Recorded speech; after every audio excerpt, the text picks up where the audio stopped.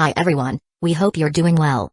We're hanging in there though honestly, we haven't been getting much sleep lately. Today, we want to answer a question we get a lot: how do we publish our audiobooks? First, we post most audiobooks on Patreon as paid content. They stay paid for a few months. After that, they become free to listen to on Patreon forever. A few weeks later, we post them on other places like YouTube, Facebook, and Twitter, X.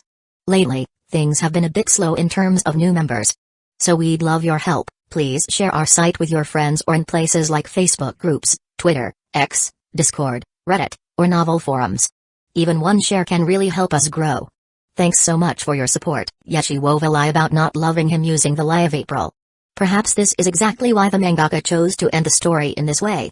Despite having fewer fans than Connie Yuta, Kuronko has an even larger online following, with many fans flocking to support this review. The massive popularity of Your Lie in April has increased attention even further, gaining Kuronko more followers and igniting numerous discussions in the comments. Fan comments. After listening to Kuronko's analysis, I didn't realize the mangaka was so meticulous. The mangaka is always so detailed, every frame in their works is full of meaning. Wait, I didn't know this. Link, click to view. I won't allow anyone to be clueless about how detailed this mangaka is. After hearing Kuronko's analysis, I realized Your Lie in April, the title and the content are so perfectly fitting. A great work even has a title full of depth.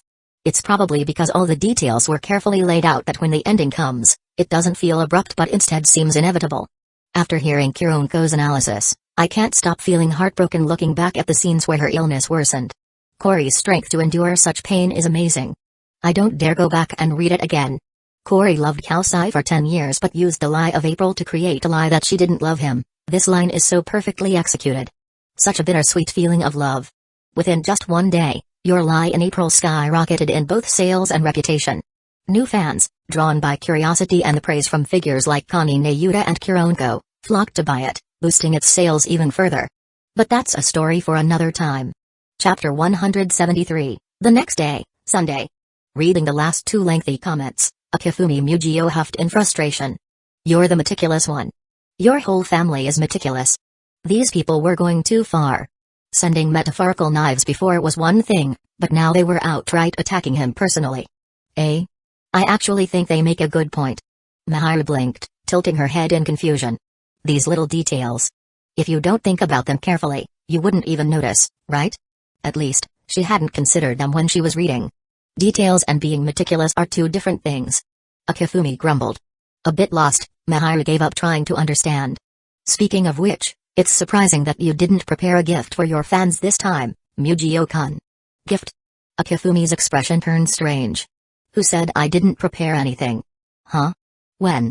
Calmly, he replied, of course, during spring break. Then why? Why haven't I given it to them yet?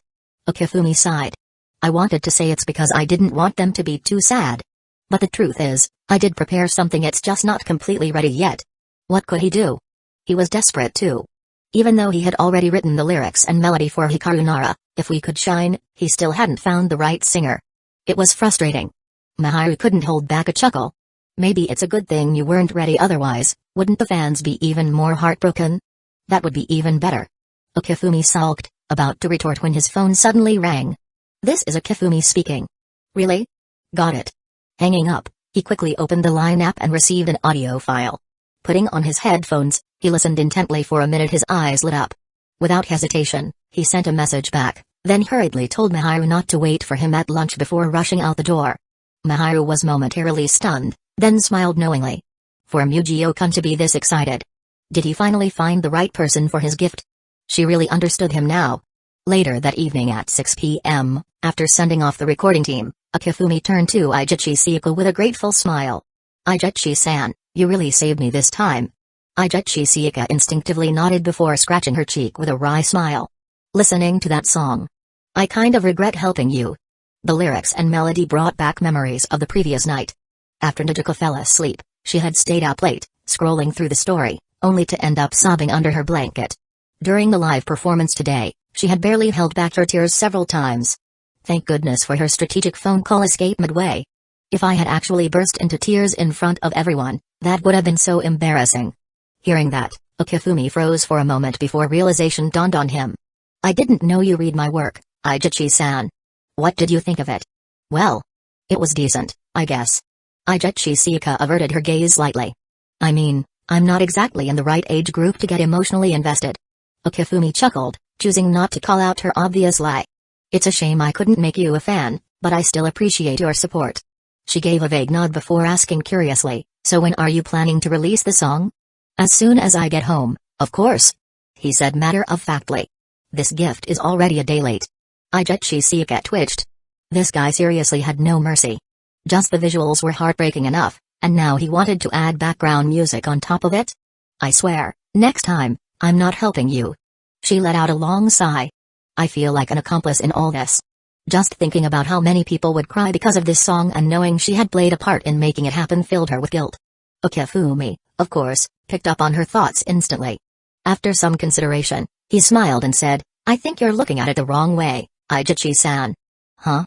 What do you think of the song? It's beautiful. An amazing piece. She admitted without hesitation. Exactly. And it only exists because of your help. Doesn't that feel rewarding? She couldn't deny that, but something about his argument felt off. Okifumi continued, besides, isn't it a wonderful thing to be moved to tears by a great song? Being able to share this beautiful sound with more people, letting them feel the same emotions as you, doesn't that sound fulfilling? Well, when you put it that way, it's not wrong. Ecchi Sika nodded but still gave him a skeptical look. Was he really just doing this for artistic expression? Or was he just out to make his fans cry? Still, from a creator's perspective, there's something oddly satisfying about knowing people will be brought to tears by your work, isn't there? At this point, she couldn't help but wonder what kind of reactions others would have once they heard the song. Later that night, after saying goodbye to Ecchi Sika, Okifumi took a taxi home. So? Did everything go well? Maharu greeted him with a warm smile. Yeah, it's all done. That's great. She stepped forward and gently hugged him. I know you're chasing your dreams, but I don't want to see you overwork yourself. Can you promise to take better care of yourself? Okifumi froze for a moment, then gazed at her with a hint of guilt.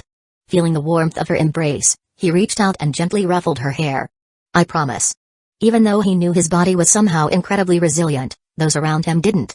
It was only natural for them to worry when they saw him pushing himself so hard. Reflecting on this, Okifumi sighed internally before smiling. Next weekend, let's go out somewhere. Huh? Maharu's eyes widened as she looked at him in surprise. Why? Like you said, I shouldn't overwork myself. Because of me? A sweet warmth spread through her chest. After knowing him for almost a year now, Maharu understood Okifumi's personality well. The word homebody was practically ingrained in his DNA. If it wasn't absolutely necessary, he wouldn't step outside. But a date, huh? I should do some serious planning. Maharu responded enthusiastically. After all, this was a rare opportunity she didn't want to miss. Besides, is this our first official date? Just realizing that made her heart race.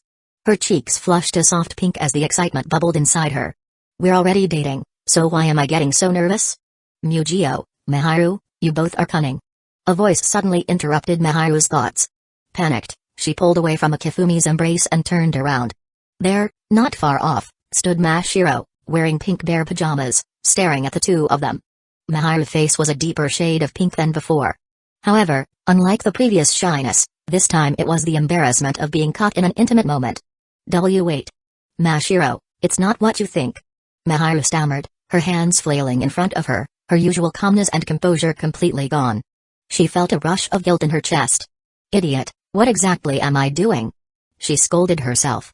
She had been so careful before, always holding back, never letting her guard down. So why had she forgotten today? Despite Maharu's inner frustration, the situation had already unfolded. Rather than feeling guilty, you should be thinking about how to handle this. Okifumi mused with a small smile, watching Maharu completely lose her composure. Don't worry, that girl's not thinking like you're imagining. He added, knowing Mashiro's pure nature all too well. He didn't bother to remind Maharu, though, after all, it was rare to see her so flustered. He also wondered how Mashiro would react next. Instead of responding to Maharu's frantic explanation, Mashiro took a step forward, slowly closing the distance between them. A subtle pressure from her presence made Maharu fall silent, and she gave up trying to explain further, her gaze dropping in what seemed like resigned acceptance. Before Maharu could speak up, Mashiro beat her to it. Mujio, I want a hug too. With her arms outstretched, Mashiro's eyes were clear and innocent, devoid of any complicated thoughts. Of course. Okifumi said softly. He thought that perhaps the different life Mashiro was leading had added some new layers to her, but her heart was still as pure as ever. She didn't quite understand the excess emotions she was feeling yet. Mahiru stood frozen, watching them. When she saw Mashiro's innocent gaze, a wave of unexpected shame washed over her. Okifumi smiled and gently hugged Mashiro.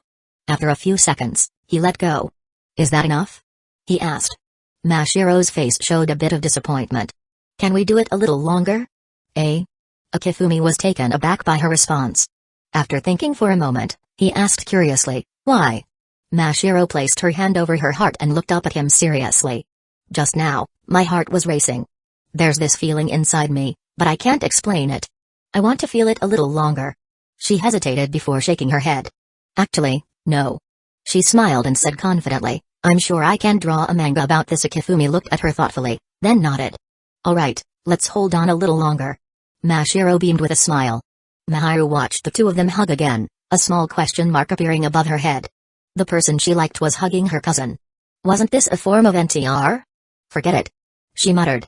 "Well, if Mashiro says it'll help her with her manga, then I'll let it slide." Despite the thought lingering in her mind, Mahiru couldn't help but glare at Okifumi before heading back to the living room. She figured it was better to just ignore it. A few minutes later, the little girl in his arms shifted slightly. Okifumi released her and asked, "Got any inspiration for your manga?"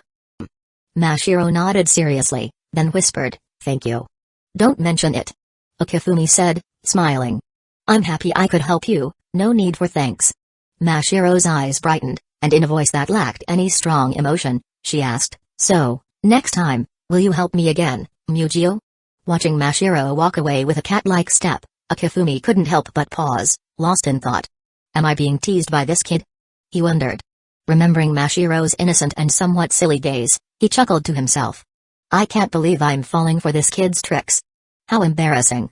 He shook his head and decided not to dwell on it. Okifumi returned to his room and uploaded the song to his social media page with a caption, "A late gift, hoping everyone likes it." As soon as the post went live, the comments started pouring in. Seeing the word gift. I'm already dreading it. A late gift. Is this about your lie in April? I'm scared. I didn't get your lie in April, but I'm not afraid of the sensei's gift.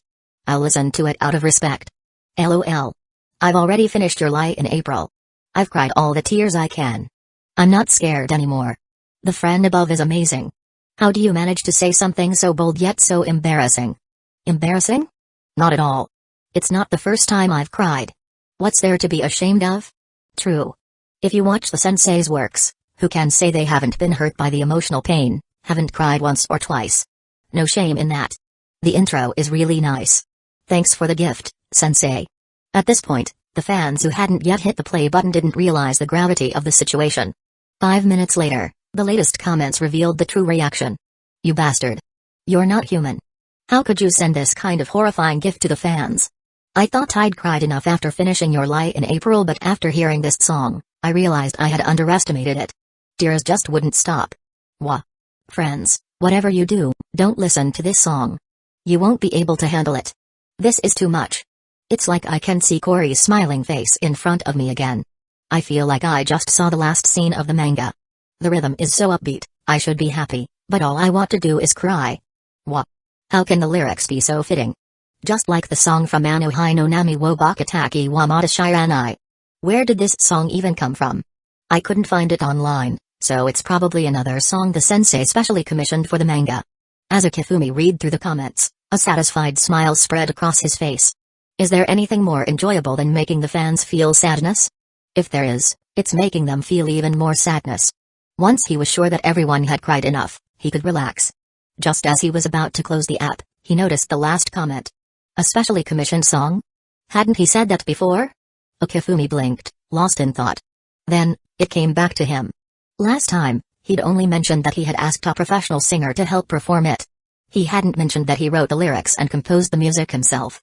He slapped his forehead, letting out a sigh. Really messed that up. But it wasn't too late to fix it. The song is called Hikaru Nara. And like last time, I had a professional singer perform it.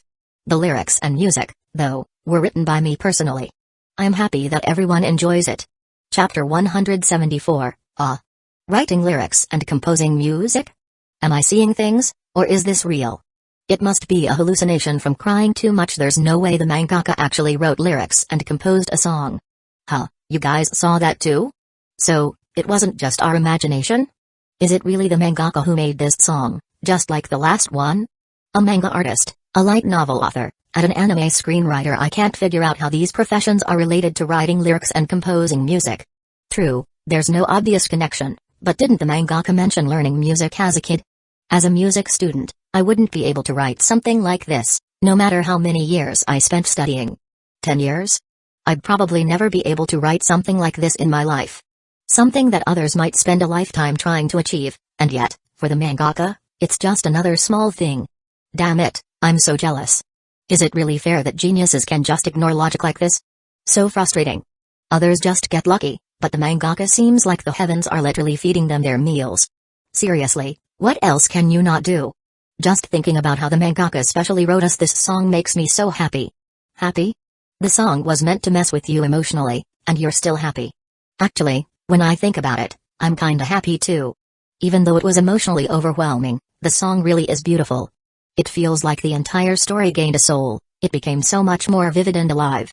Enough said, I'm going back to class, see you later. Watching all the amazed comments below the update, Akifumi couldn't help but sigh. Why don't I have a system to collect all these amazement points? Even just randomly posting something, to get this many exclamations of admiration, that's something to be proud of. He shook his head, pushing aside any further thoughts about your lie in April. Speaking of which, I didn't get a chance to pay attention to Steins Gate after the release of your lie in April yesterday. With that in mind, Akifumi opened up an ACG-related forum. He spent a few minutes browsing, only to close the website in frustration. The forum was full of discussions about your lie in April, and there was not a single mention of Steins Gate. Is this what they mean by lifting a stone and dropping it on your own foot? His new work had completely overshadowed the other project. How should he describe the feeling? It was a bit strange. Akifumi scratched his head and didn't let it bother him too much. If there was no news about Steins Gate on the forum, surely the video sharing sites would have something, right? With that thought in mind, he opened a video platform. Compared to the previous episodes, the latest one had significantly fewer comments. It was obvious that your lie in April was the reason.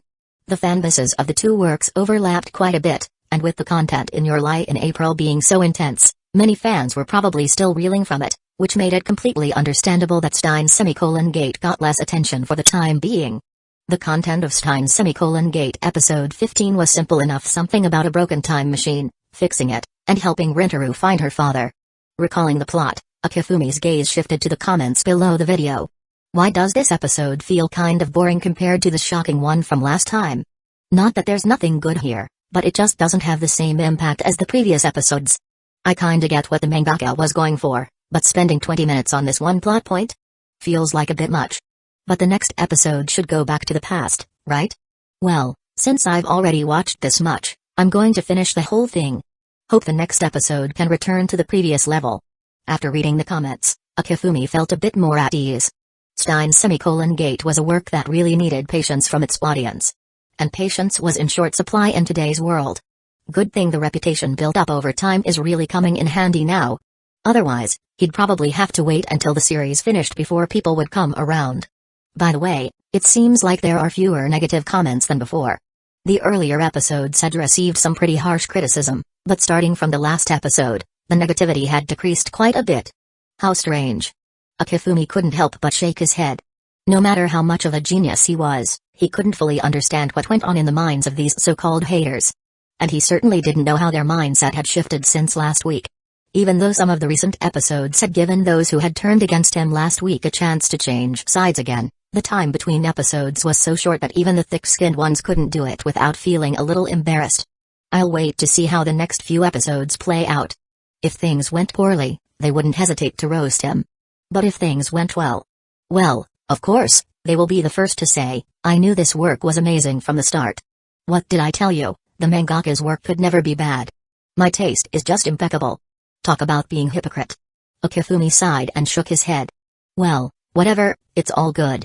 As for whether he was worried about the next episode, he wasn't at all. After all, episode 16 is where the first big climax hits.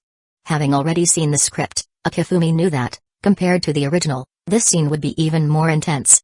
The atmosphere of suffocation, breakdown, and his pair would be taken to the next level. And after episode 16, the following storylines would be full of non-stop high-energy moments.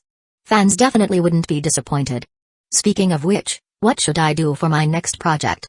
Should he release it as a single-volume book? Although World and Light novel was nearing its end, the manga still had plenty of content left. Your Lie in April was even more so right now. The content in the magazines had just wrapped up the first volume. It would be at least a year before Your Lie in April was complete. World End would have to wait until the end of the year. For Akifumi, who now had another new project in his hands, there was no way he'd be idle for that long. But as for manga serialization in magazines, he'd have to put that on hold for the time being. Well, I should find some time to chat with my editor. Time flew by, and in the blink of an eye, a week had passed. Saturday, 9 a.m. Want to go out tomorrow? Mashiro's eyes sparkled with excitement. She was clearly looking forward to it. Before coming to Japan, the girl who had been consumed with drawing likely never considered the idea of playing. Mashiro, do you want to go to the amusement park, or? Mahiru didn't finish her sentence before Mashiro cut her off. Amusement park. Mahiru squinted, smiling. All right, it's settled then. Tomorrow we're going to the amusement park, though she would have preferred to go to the amusement park with just Mujio. That wasn't really realistic. At least not before Mashiro left. So, the most she could do was imagine it in her head. Seeing the two girls in a good mood, Akifumi's mood also lightened. I'm stepping out for a bit to discuss something with my editor. You two can take care of things here. Okay. Mashiro nodded seriously. Her expression was so earnest, it looked like she was taking on some major mission. Noticing the little playful look Mashiro had, Mahiru couldn't help but smile. Don't worry, Mujio-kun, we'll handle everything here. A little later, Akifumi arrived at the Shueisha editorial office's reception room. He was so familiar with this place by now, it was like his second home. No need for anyone to wait on him. Akifumi poured himself a glass of water and also made a cup of coffee for the assistant editor, then casually settled into a comfortable position. After a while, Atosuna Mihari entered the room. Seeing Akifumi, sprawled across the chair like he was at home, a resigned look appeared on her face. You're really not the least bit reserved, are you? Well, I'm not an outsider, so what's there to be reserved about? Akifumi's matter-of-fact response made Mihari smile slightly. Fair point. She thought for a moment, then picked up the coffee from the desk and took a sip, her eyes lighting up. Thanks. Akifumi chuckled. You're being way too polite. That's not like you. Then what is my style? She shot back with a question, then quickly switched to a more businesslike expression. Though I know you must have something special to discuss today, let me go over a few things first. A few things? Akifumi blinked, surprised. Of course, the sales for Your Lie in April were probably among them, but what else could it be? Curious, he leaned forward slightly, waiting for her to continue. The first is the sales for Your Lie in April. After 1 week of release, the total sales for Volume 4 have reached 428,000 copies. That many? Akifumi couldn't hide his shock. That was an average of over 100,000 copies per volume. If this were over a month, it would be impressive enough, but within just 1 week? That was staggering. Mihari smiled as she watched his reaction. I thought you'd remain calm like usual. After so many times, seeing him genuinely surprised made her unexpectedly happy. Well, it's 400,000 copies. Akifumi shrugged. With his rebirth, his perspective had shifted, and he wasn't as indifferent as before. He had once been calm when hearing about sales, thinking it was nothing special. Take 100,000 copies, for instance, it roughly translated to about 7 million yen. Converted to US dollars, it was around $50,000. Not a small sum, but not particularly large either. But 400,000 copies in a week? That was like breaking the 1 million mark. Mihari nodded, her expression turning more serious. Actually, this number surprised all of us. However, after analyzing the data, the marketing department found that Your Lie in April story is very cohesive, so it has a strong pull. Plus, the cliffhanger at the end of Volume 7 left fans with a very high level of anticipation for the next chapters. Combined with the buzz online this past week and the long reviews by several bloggers, that's what helped us achieve these impressive numbers in such a short period. Akifumi nodded. That explanation made sense. Next up is the second piece of good news. The combined sales of the first few volumes of Your Lie in April have already hit 2.1 million copies. And when you add in the sales of your previous works, the total is approaching 10 million copies. 2.1 million copies? That meant each volume had sold around 300,000 copies? Your Lie in April sales are rising incredibly fast. Akifumi marveled. As for the 10 million sales she mentioned, he wasn't too concerned. Up until last month, Madoka Magica had sold 4.3 million copies, and Inohana had sold 2.2 million copies. There was a large gap between the sales of Madoka Magica and Inohana. The main reason was that the former had already been adapted into an anime, while the latter still hadn't gotten any news. But it also showed just how much anime adaptations could boost a work's sales. If we add up Your Lie in April sales, we're only at 9 million copies, right? At this point, there were hundreds of manga artists who had hit the 10 million sales milestone. So why get excited about it? Mihari couldn't help but roll her eyes. Just 1 million more copies to go, and by the end of the month, we can easily hit that mark. Although there were hundreds of manga artists in the 10 million club, there was still a significant difference in the weight of that achievement. Someone like you, who can hit that mark in less than a year, is among a very small group of artists. That was the real reason Mihari was so excited. Well, let's wait until we actually hit it. Okifumi waved it off nonchalantly. The 10 million club was no big deal. It might seem impressive, but when you calculate the royalties, it was only about 700 to 800 million yen. And when you convert that to dollars, after a year of hard work, I haven't even hit half of a small target. Of course, this only referred to his manga royalties. If you added in his income from other sources, Okifumi was already close to hitting that small target. Seeing his indifference, Mihari sighed. Shaking her head, she revealed the third piece of good news. According to the company's research, Inohana and Your Lie in April have both got a green lit for anime adaptations. This was a big deal. Okifumi's face lit up. After waiting for so long, Inohana is finally getting an anime. Well, it's understandable. Mihari shrugged. With other editors in the manga section giving up their resources, if we fought for more anime adaptations, what do you think the other editors would say? What would they say? They'd probably explode with anger. If this were in his past life, since the manga and animation studios were separate, as long as a work was good, it would get adapted. But in this world, companies like Shueisha were fully integrated, handling everything from light novels to manga and anime. There were limited resources for anime, and every year, there were numerous manga and light novels vying for animation opportunities. Last year, Madoka Magica had managed to jump ahead of the pack and get an anime adaptation, and if Inohana followed suit, the other editors wouldn't be happy. Okifumi knew all of this, so it didn't surprise him. But wait, Inohana makes sense, but Your Lie in April only just finished. How did it already get an anime adaptation? Won't other editors have an issue with this? Mihari smiled. Well, this is something that can't be helped. When the higher-ups speak, even if there are objections, people have to keep quiet. Okifumi understood now. That made sense. But the production team has limited staff, so the production process might take longer than usual. It's still uncertain whether it'll be ready this year. Okifumi wasn't too concerned about this. Production always took time, and compared to not knowing when it would get its turn, this was much better. Well, that's all I had to say. Mihari continued. Now, what brings you here today? Can I release a single volume in May? Are you talking about World End? Okifumi shook his head. No, World End has its light novel, no rush on that. Then what is it? By the time she asked, Mihari already had a feeling. My new work. Chapter 175. Upon hearing those 4 words, Otosuna Mihari showed no surprise on her face. Instead, her expression was one of knowing it all along. She sighed and said, You never think about resting, do you? Drawing manga is my rest. Okifumi shrugged. For his current physical condition, completing a chapter's workload took only half a day. The best part was that after finishing, he didn't feel an ounce of fatigue, which was a bit excessive. Other manga artists, even with assistance, couldn't work this fast. And the most important part was, after completing the work, they couldn't shake off the physical exhaustion. Compared to that, Okifumi definitely had the right to say he was resting. Mihari shot him a side eye. You're a freak. Good thing the other mangakas didn't hear you say that. So what if they did? Okifumi shrugged again. He was simply telling the truth. No, what I mean is that if the other mangakas heard you, they'd probably envy you a lot. Even if they didn't hear it, they'd still envy me. Mihari was taken aback. She nodded. True. Just your age alone is enough to make 99% of people in the industry jealous, let alone your outrageous accomplishments. Okifumi shrugged again. If you don't make others jealous, then you're mediocre. That shows how successful I am at being a genius. Even though he didn't usually bring it up, every time he posted something online, he could often spot some nasty comments. As for how those people ended up commenting, a little thought made it obvious to him. He wasn't naive enough to think that everyone would like his work. After all, even the universally recognized 3 major manual labor manga didn't achieve that, let alone a more niche author like him. The trolls in the comments weren't just people looking to nitpick.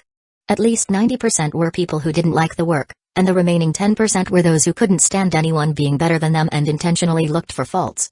Even world-famous literature gets nitpicked, let alone a small manga artist like him. No work has ever been universally praised in this world. It was something Akifumi, with his adult soul, fully understood. He chose to ignore those malicious comments, never taking them to heart or even giving them a second look. After all, cruel words came with negative energy. People who haven't experienced verbal abuse could never understand how much harm those words could cause. If he paid attention to them too often, even he would be affected. So, the best approach was to ignore it entirely. Hearing Akifumi speak so matter-of-factly, even though she knew it was the truth, Mihari couldn't help but roll her eyes and mutter to herself, "Is this what you call success? Even if you're a genius, it only applies to one specific field. But this guy is so good at so many things, the word genius doesn't even come close. It doesn't begin to cover his excellence. Wait, why am I praising this guy?" Realizing this, Mihari's face turned slightly red. She quickly grabbed her coffee and took a sip to cover up her flustered expression. After putting the cup down, her emotions calmed. "By the way, what's the title of your new work?" "Mangaka." Mihari raised an eyebrow, surprised. "You're finally going to challenge a mainstream genre?" Many works, just by hearing the title, one could already imagine the type of story.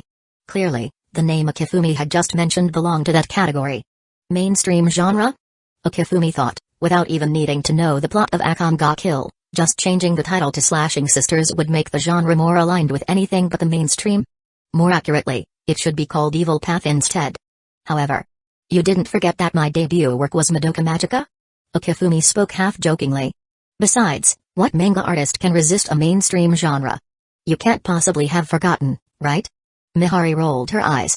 Madoka Magica belonged to the fantasy genre, but if it was based on battles, it could still qualify as a mainstream genre. True. Akifumi smiled. Mainstream genres have the broadest audience, so it's only logical to go for it. Without paying much attention to Mihari's musings, Akifumi continued, "So, can I directly release it as a volume?" "No. If it were anyone else, they'd probably get a firm no without hesitation." Mihari replied with a sigh. "But since it's you, everyone's already used to your unorthodox style. As long as the work is good enough, I don't think it'll be an issue." Akifumi smiled confidently. "I'm a little confident about that. Anyway, if you want to release it, just bring me the manuscript when you have time." Looking at the manuscript Akifumi had already pulled out from behind him and placed in front of her, Mihari sighed again. "You're always prepared in advance, just waiting for me to bite." "I'm just delivering results too, my editor-san." Akifumi responded cheerfully, then added, "But I've only finished the first chapter so far." Mihari took the manuscript and flipped through it. It was about 70 to 80 pages long. "Is the first chapter this long?" "This first chapter is already enough content for several chapters. I can already see a little bit of what's coming. I'll notify you when there's news." "Thanks, Atosuna-san." Akifumi smiled and nodded in thanks. The two chatted a little longer before Akifumi left. "Is this Akifumi-sensei's new manuscript?" A colleague sitting nearby saw the thick manuscript Mihari was holding and couldn't help but exclaim. She'd seen this scene so many times. When her colleague spoke, Mihari, who had just returned to her desk, nodded helplessly. "Yes, it is. Akifumi-sensei really has a deep love for manga." Her colleague remarked with admiration in her eyes. As an editor, it was normal to admire manga artists who drew well. Does he really have that deep a love for manga? He's just in it for the money and wants to see fans cry. Although Mihari wanted to throw out such a harsh comment, she couldn't deny Akifumi's passion for manga. Otherwise, he couldn't possibly be so prolific. Whether he loves manga or not, his efficiency is definitely number one in the industry. Her colleague nodded with a smile, then curiously asked, "But Akifumi-sensei has a few works already serialized, right? What about his new work?" "Well, he just asked me to help him check it out since he wasn't sure about it," Mihari explained. When she was a rookie editor, she'd never hesitate to say something like releasing a volume right away. But now, she knew better. "Wait, Akifumi-sensei has doubts?" Her colleague was surprised.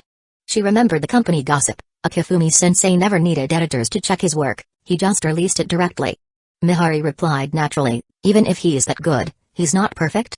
Besides, I'm a professional. Isn't it only right to leave professional tasks to professionals?"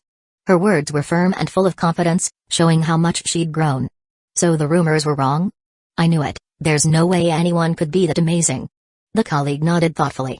Seeing that she had successfully deflected the conversation, Mihari let out a sigh of relief and began to seriously examine the manuscript in her hands. She opened the cover page, revealing a colorful illustration dominated by shades of red and black. Just as people decay over time, so too will nations eventually face destruction. Even the once prosperous imperial capital, now only a decaying hell on earth, is overrun by ruthless monsters disguised in human skin, tyrannizing the streets. If the heavens will not punish the wicked, we shall fade into darkness and bring an end to it ourselves. We are the elite assassin group. Is this the setting? Is this assassin group the faction the protagonist belongs to? As an editor, Mihari quickly pieced things together, nodding thoughtfully.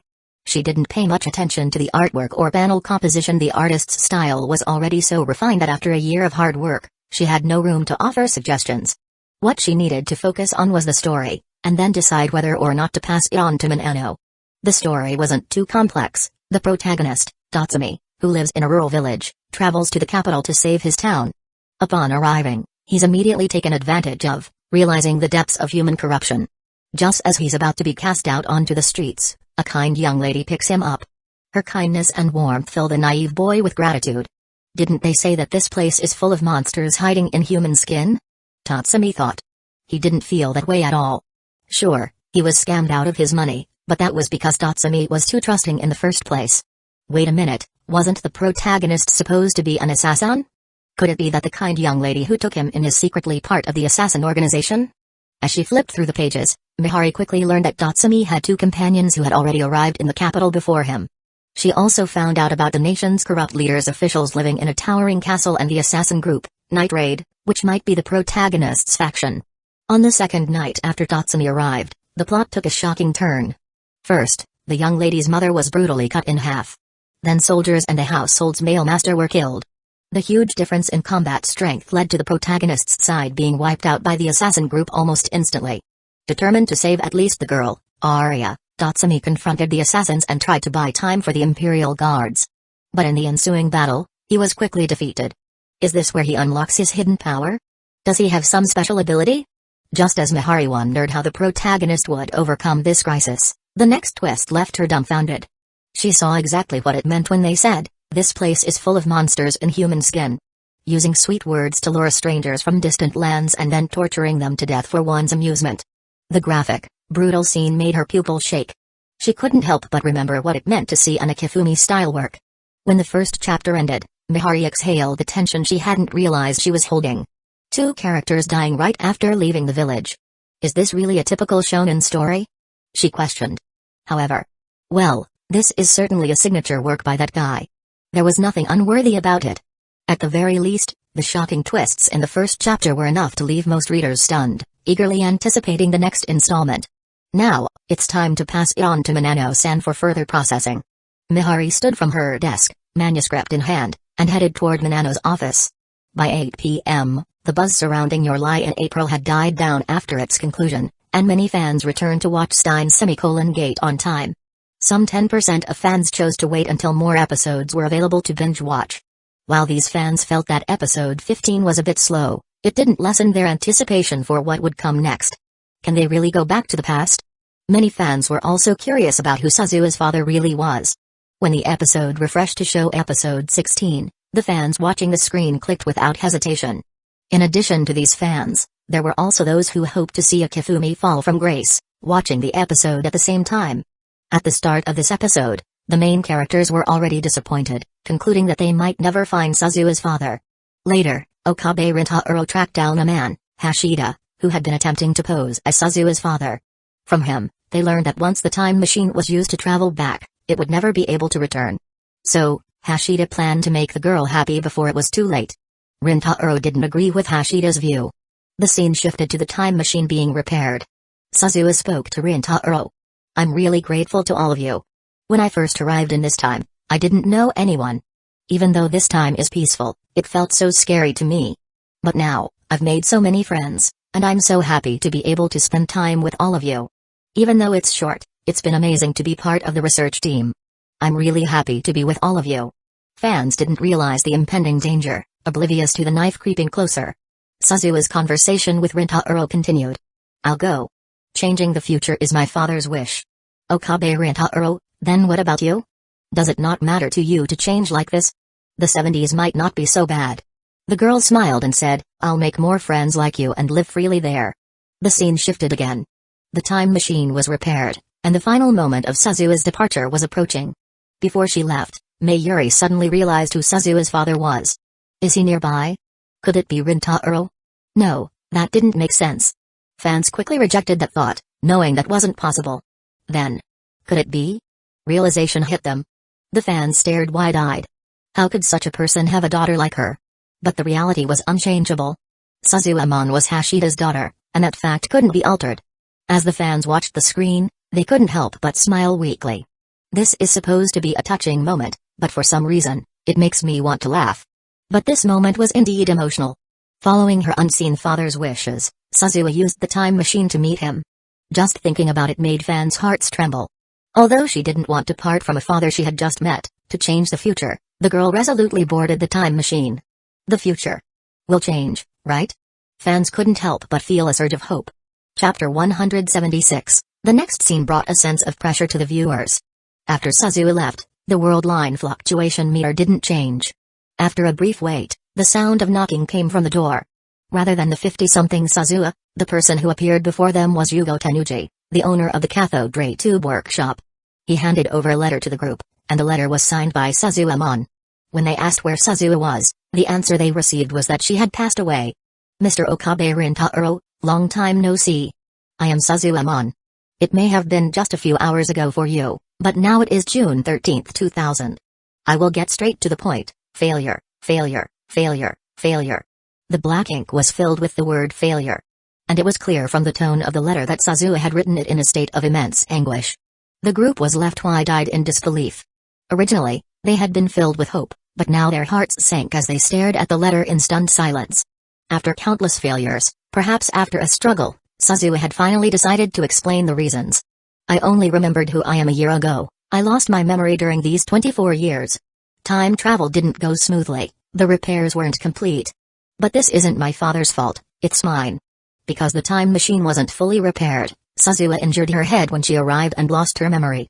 It would have been fine to jump directly to 1975, I shouldn't have taken the detour to 2010. That wasn't the time to be reckless. If I had done that, the future wouldn't have changed. I didn't get the even 5100, I'm sorry, I'm sorry, I'm sorry. What did I live for until this age? I forgot my mission and just shamelessly kept on living.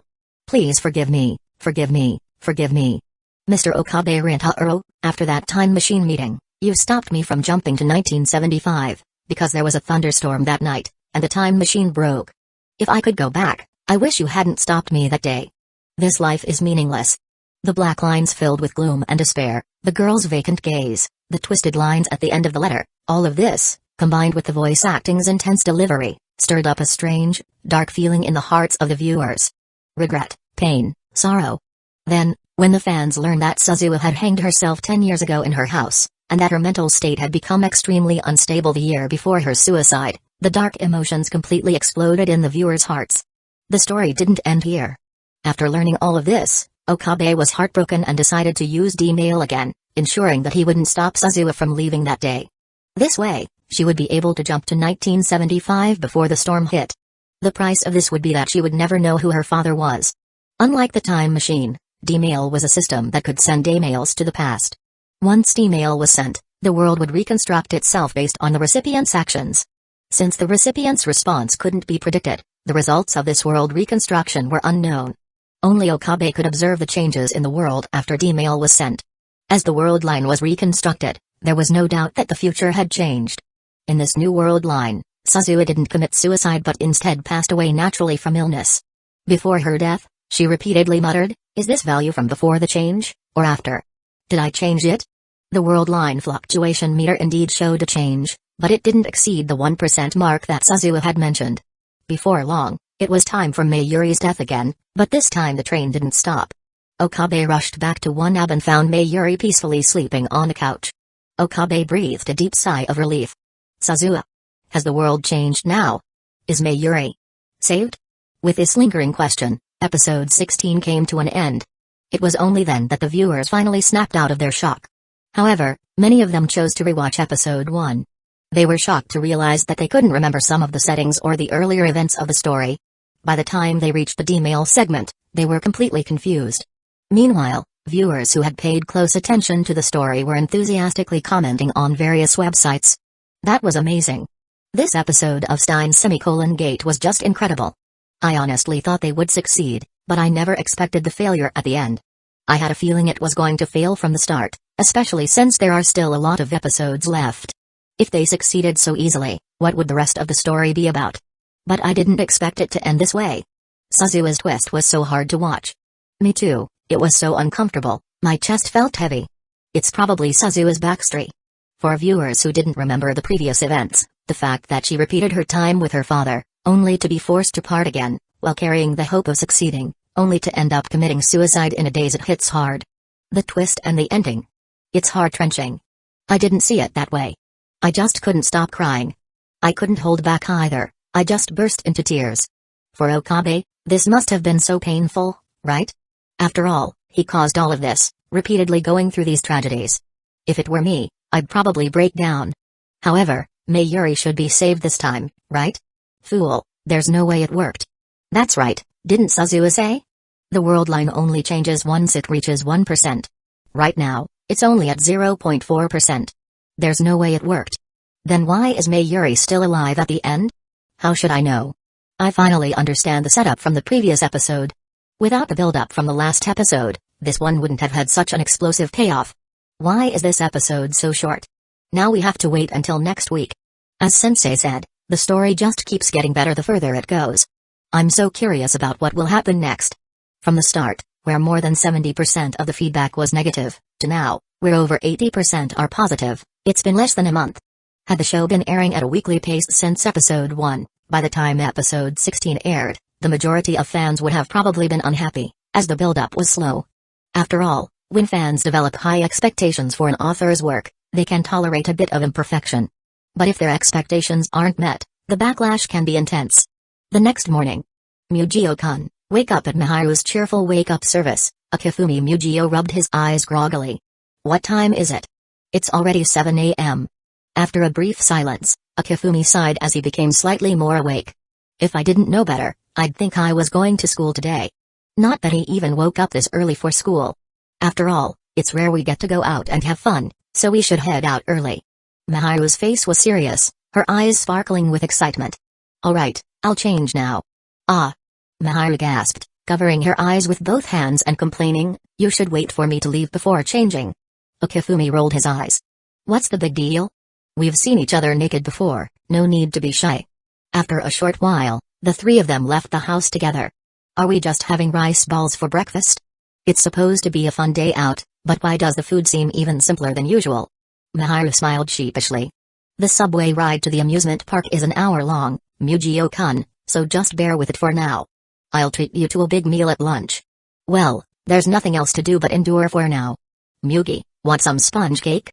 Mashiro handed over her snack to Akifumi Mujio. Well, I won't hold back. He took half of it, and her intense gaze on the cake made it clear she wasn't happy about the split. When she saw the cake being divided, the girl quickly turned her gaze away, as if she couldn't bear to watch. It was rather amusing. By the way, isn't Iriri coming? She said she's swamped with deadlines and doesn't have time to go out. Akifumi was surprised.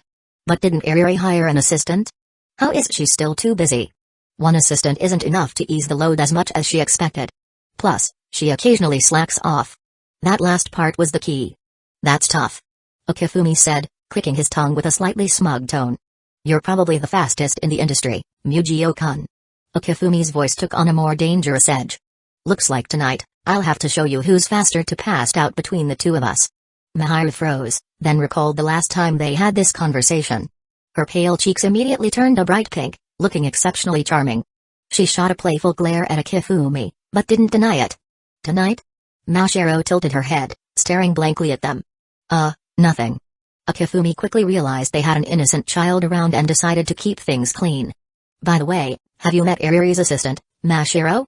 Mashiro nodded. She was also an editor under Ito Tsunamihari, and they had met when they both went over to help. However, for some reason, the girl had refused the assistant. Iriri eventually chose one. Balancing her serials with schoolwork was already overwhelming, and despite being a genius, there was still a noticeable gap between her and someone like Mashiro. Akifumi was curious. What does she look like? She's a girl. Mashiro thought for a moment and added, she's very pretty. Pretty? Is she more beautiful than Mashiro? Mashiro shook her head. I don't know. Okifumi smiled. Now I'm a little curious too. After all, Mujio-kun likes pretty girls. Mahiru's voice was laced with sarcasm. When he looked at her, she shot him a sharp look with her large, expressive eyes. Okifumi shrugged. Let's buy some shampoo on our way back tonight. Mahiru, who had been irritated earlier, looked confused. Why buy shampoo? Didn't you knock over a bottle of soap? When did I? Mahiru suddenly realized mid-sentence. Her face flushed bright red, and she pouted, Humphrey, I'm not talking to you. Despite her grumbling, she couldn't help but smile at Okifumi's playful jokes. Laughing and chatting, the three of them arrived at the amusement park. It was a few minutes past 9 a.m., and the park had just opened. However, since it was the weekend, there was still quite a line outside. Most of the people were parents with kids. As for couples or young people, there were hardly any to be seen. It was probably still too early for them. Seeing all the parents with their kids, Mahiru couldn't help but cast an envious glance. Okifumi, who had just returned with the tickets, noticed this and reached out to ruffle Mahiru's hair. Hey, snap out of it. If you're going to be unhappy while we're out, I'm not going to come with you next time. Mahiru pouted and muttered softly, Mujio-kun, you're being too much. It's actually you who's being too much. Okifumi replied with a sigh. We came out to have fun, but some people haven't even started yet and are already sulking. Then what's the point of coming out to play? Mahiru giggled, I'm not sulking. I'm just a little envious of families like that. What's so great about it? Okifumi rolled his eyes and glanced at Mashiro. His eyes lit up, and he took Mashiro's hand and placed it in Mahiru's. Then, he took Mashiro's other hand for himself? Mashiro blinked in confusion but silently accepted and held both of their hands. This way, we're kind of a family too, right? Right, Mashiro? Okifumi, what kind of family are you talking about? Never mind, not thinking about it. Mashiro blinked and nodded. Mahiru shot Okifumi a glare. After thinking for a moment, she didn't point out that she didn't want to play the mom role. Otherwise, with Mujio-kun's mischievous nature, he'd probably say I should be the daughter. Once they entered the amusement park and saw the attractions, both Mahiru and Mashiro's eyes sparkled. It was easy to tell that neither of them had ever been to a place like this. One was a girl who had been obsessed with painting her whole life, and the other had no parents, so she likely hadn't had the chance to visit such places. Mugi, I want to ride that. Mashiro tugged on Okifumi's sleeve, pulling him out of his thoughts. Her eyes were fixed on the roller coaster nearby, sparkling with excitement. Okifumi raised an eyebrow. Are you sure, Mashiro? Mashiro nodded earnestly. Okifumi turned to Mahiru. Are you coming? No way. Mahiru immediately shook her head without hesitation. Just looking at it was enough to make her heart race. Mashiro is really brave. She thought to herself, gazing at her with some admiration. Since the park had just opened, there wasn't much of a line for the larger rides. Soon, it was their turn. Shall we go? I'll wait for you here. Mahiru smiled and replied. Though the roller coaster was a major ride, the whole thing only lasted a little over 2 minutes. After they came back down, Okifumi helped the pale and dizzy Mashiro as they both exited the ride. Why bother if you're not good at it? Mashiro couldn't speak, still feeling dizzy. Mahiru approached, concerned. Are you okay? Well, it's my first time on a roller coaster. I should be fine after a little rest. Let's sit over there for a while. The three of them walked over to a nearby bench and sat down. After a short while, with Mashiro feeling better, they started to try out other attractions. However, this time, no matter how much Okifumi urged, the girl refused to go on the swinging ship, pirate ship, or drop tower. The day passed by quickly. As the sun set, Okifumi looked at the tired faces of the two girls and asked, shall we head back? Mahiru stubbornly shook her head. Just one more ride. Mashiro, what about you? One more too. Neither of them was willing to give in. And then? Is this really the last ride?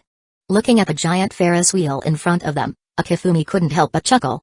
Ending the day like this felt just like something out of an anime. Chapter 177, Why Didn't I Go With You? Ariri gritted her teeth in frustration, her small face filled with dissatisfaction. Because you always slack off, can't produce enough drawings, and are on the verge of missing deadlines. Ugh. Faced with Okifumi Mujio's blunt criticism, the girl let out a pained whimper. Even though she had originally prepared 3 extra chapters as a safety net before serialization, unexpected situations had drained them all. After all these months, Ariri's stockpile was completely depleted. Otherwise, she wouldn't have had to push herself so hard last week. As for someone like Akifumi, who consistently works ahead and has completed entire chapters in advance, that kind of dedication was almost unheard of in the manga industry. It's not like I wanted this. Keeping up with serialization isn't that easy. Akifumi raised an eyebrow. Are you sure you want to say that to me? Ariri refused to answer and instead flicked her twin tails at him. Feeling the soft impact of her hair, he absent-mindedly noted that it actually made for a decent massage. Seeing Ariri puff up her cheeks and sit down on the sofa, Akifumi casually asked, by the way, is next week's serialization on track? Of course. Ariri smirked confidently. Who do you think I am? With the help of my assistants last week, I managed to draw 2 entire chapters. Oh, yes, that awesome. Akifumi clapped with a deadpan expression.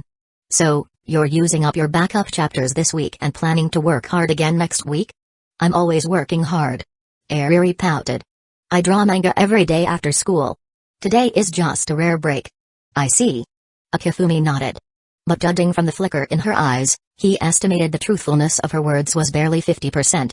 She was probably drawing, but definitely not as diligently as she claimed. Speaking of which, now that your lie in April is over, what's next? Ariri asked, smoothly changing the subject. Are you just focusing on World End? For most people, that might be the case. But with this guy? Definitely not. So while the question sounded like it was about continuing World End, she was actually fishing for hints about any upcoming projects. Of course, Akifumi saw right through her. But since he had no reason to keep it a secret, he answered honestly. I've already shown the proposal to my editor. The title is Akam ga Kill. Eh? You're doing a classic battle manga? Ariri's reaction was nearly identical to Atosuna Mihari's. Akifumi just smiled and didn't elaborate. So, what's the plan? Will it start serialization after World End ends? Not getting approved for serialization? That thought wouldn't even cross the mind of any reasonable fan. No. Then what? The first volume will be released directly as a standalone in May. Wait, you're skipping serialization entirely? Ariri instinctively nodded before her sapphire blue eyes widened in shock. You're going straight to publishing a collected volume? That's never happened in the entire manga industry before. It hasn't happened before, so why not be the first? Ariri was left speechless. Minano-san has given you so much support, enough to make countless other mangaka want to kill you. Akifumi nodded in agreement. He was genuinely grateful for Minano's help. Well, enjoy your time off outside. I'm heading to work. As she watched Akifumi disappear into his room, Ariri, who had been tense until now, finally relaxed. She hugged a nearby cushion and curled up on the soft sofa, her eyes carrying a hint of confusion. It was Saturday. A week had passed since their amusement park trip. And today, surprisingly, Akifumi was the only one home. Mashiro's family had come to visit, and since Miharu had been looking after Mashiro, it was only natural that she got invited as well. Miharu, that sneaky girl. Ariri muttered under her breath. As images of recent events flashed through her mind, her face started to heat up. Without a doubt, the reason she was here today was all part of Miharu's plan.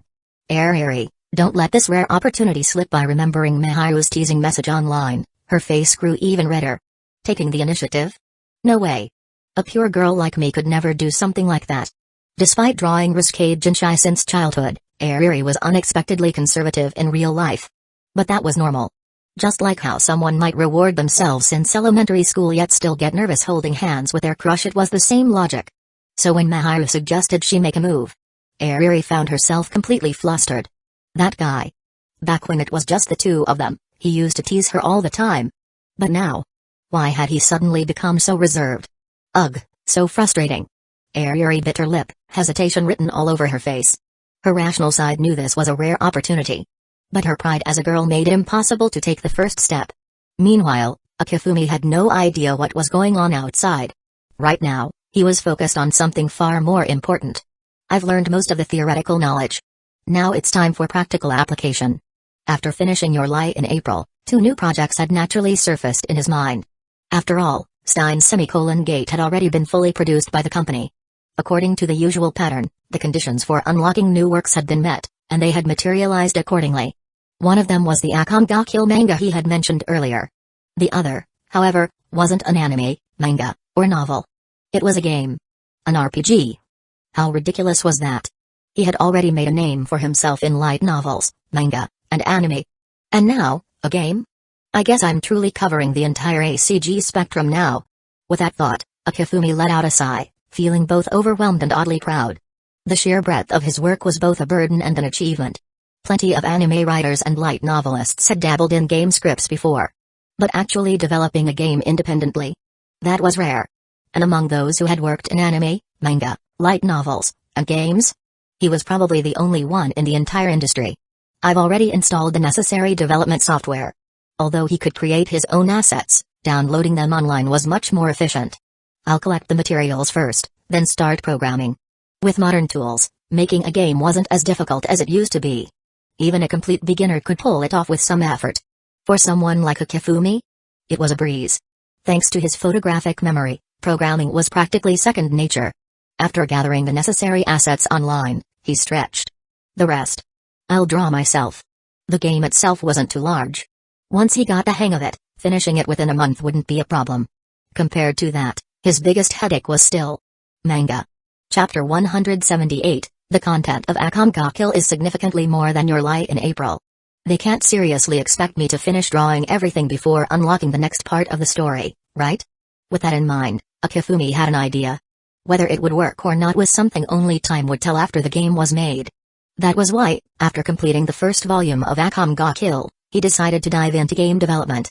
Your lie in April could be brushed off with the excuse that it had been drawn in advance. But if Mangaka Kill kept releasing volume after volume without pause, what would people think? Wasn't it a little too blatant? Wouldn't anyone be suspicious? Pushing aside those scattered thoughts, Akifumi let out a sigh. I really hope I'm right about this. As long as he didn't have to deal with two long-term projects at the same time, he could maintain a high creative output. Morning passed in a blur. Stretching lazily, Akifumi walked out of his workspace, only to see Ariri curled up with a pillow, fast asleep. He couldn't help but smile. Stepping closer, he looked at her peaceful sleeping face, his gaze softening. Why does she look so much cuter than usual when she's asleep? Just then, a silly smile appeared on Ariri's delicate face, as if she were dreaming about something amusing. So cute. It was like watching a small, goofy animal. Unable to resist, Akifumi reached out and lightly poked her cheek. Her skin was soft like a baby's. Even though his touch was gentle, Ariri's smile faded slightly, her brow knitting in the slightest frown. Then, she stirred. Her eyes blinked open slowly, hazy with sleep. For a moment, she looked completely lost. Her long lashes fluttered as her mind cleared. And then her expression changed. Realizing that Akifumi was barely inches away from her, her eyes widened in shock. She instinctively shrank back against the sofa, trembling. What are you doing? It wasn't hard to guess what had happened. Before falling asleep, Ariri had probably been thinking about all sorts of scenarios. And now, freshly awake, her half-conscious mind must have assumed that those scenarios were about to become reality. Flustered and frightened but also, deep down, a little thrilled. Akifumi gave her a deadpan look, as if she were an idiot. Then, he reached out and touched her forehead. He withdrew his hand and sighed. You're not running a fever. So why are you acting so dumb? Who says I'm not burning up? She very nearly blurted it out. But wait. Fever? Ariri blinked. Then, as if just realizing something, a faint pink spread across her cheeks. As if. It's not even cold outside. Akifumi shrugged. Then I've got no idea what's wrong with you. Do you want anything for lunch? Hearing that, Ariri deflated. She had expected something else. Now, disappointment settled in the pit of her stomach. Listlessly, she mumbled, no. All right. I'll just order whatever, then. He grabbed his phone and scrolled through his contact list, picking out a familiar takeout place. Thanks to Miharu, he rarely had the chance to order food delivery. But every now and then, he would take the girls out to eat and treat them to a good meal. This was one of those restaurants. As Akifumi browsed the menu, Ariri bit her lip. Her large, expressive eyes shone with frustration. There's not much time left. Miharu had mentioned she would be back around 8 p.m. But the entire morning had already been wasted. If she kept hesitating for the next few hours, even an extra day wouldn't be enough. The reason you keep losing is because you never make a move first. You have such a perfect chance right now, are you really going to let it slip away? If you just stand by and watch as they get closer and closer, one day. Her mind flashed to your lie in April, where Arima and Kori gradually grew closer, while childhood friend Tsubaki faded into the background. Even so, when Tsubaki finally realized her feelings, she mustered the courage to confess. It's just a confession. What's there to be afraid of? Do I like him? Yes. Even knowing Miharu existed, she still liked him. Could I walk away? The very thought made it hard to breathe. Her chest tightened, suffocating with a heavy weight. She took a deep breath. Her eyes filled with determination. She had never intended to back down. So what was there to hesitate about? Mugio. Ayuri's voice came from behind him just as he finished ordering. He was about to turn around when a warm body suddenly hugged him from behind. Don't turn around. Okay? She was so close he could feel the rapid thudding of her heart against his back. Like it was about to burst out of her chest. Okifumi remained silent, unmoving. Hearing no protest, Ayuri let out a quiet breath, then spoke. When I first saw you. When you play with me since childhood. I knew. I still love you. I thought that as long as I stayed by your side, one day, it would happen naturally. But Tsubaki from your manga told me it doesn't work like that. If I don't take action, the person I love will eventually leave. Losing to Miharu doesn't make me angry. What makes me angry is myself for being so stupid. For wasting such a perfect opportunity. It's dumb, isn't it? Okifumi let out a deep sigh. Then, he nodded. Yeah. Super dumb. The arms around him tightened. But not because you missed your chance. Huh? His unexpected answer made her freeze. Taking advantage of the moment, Okifumi turned around. Seeing her tear-streaked face, he reached out and wiped the wetness from her cheeks. Turn back around. Flustered, Ayuri panicked. Okifumi just smiled, gently cupping her face. You're dumb because you don't know me well enough. Even if you didn't make a move, I wouldn't have let you go. And even if you did make a move, I wouldn't let Miharu go either. You understand, right? Her tears stilled. Then, fresh ones welled up. Red-eyed, she scowled at him. Scumbag. Okifumi chuckled. As if a single insult like that would bother him. Let me guess. You and Miharu planned for you to confess right now, didn't you? A flicker of guilt flashed across Ayuri's face before she quickly recovered. And no. It was a spur-of-the-moment thing. As if he'd believe that. Plotting behind my back, huh? You two have some nerve. His teasing gaze made her flinch, but she still puffed up her chest and glared back, as if daring him to try something. Seeing her weak attempt at bravado, Okifumi smirked. Well, I'll deal with Miharu when she gets back. But as for you, since you chose to confess now, I assume you've already prepared yourself, right? Prepared for what? Her voice wavered. No matter how pure she pretended to be, as a Jin artist, she knew. Seeing her faint innocence, Okifumi said nothing. Instead, he scooped her up into his arms and carried her towards his room. If you play with fire, you better be ready to get burned. After they enter the room, Okifumi dropped her on his bed. Ayuri's eyes flickered nervously, her hand tightening around the fabric of her pants. She had started this initiated everything, but now, as the moment was upon her, hesitation crept in.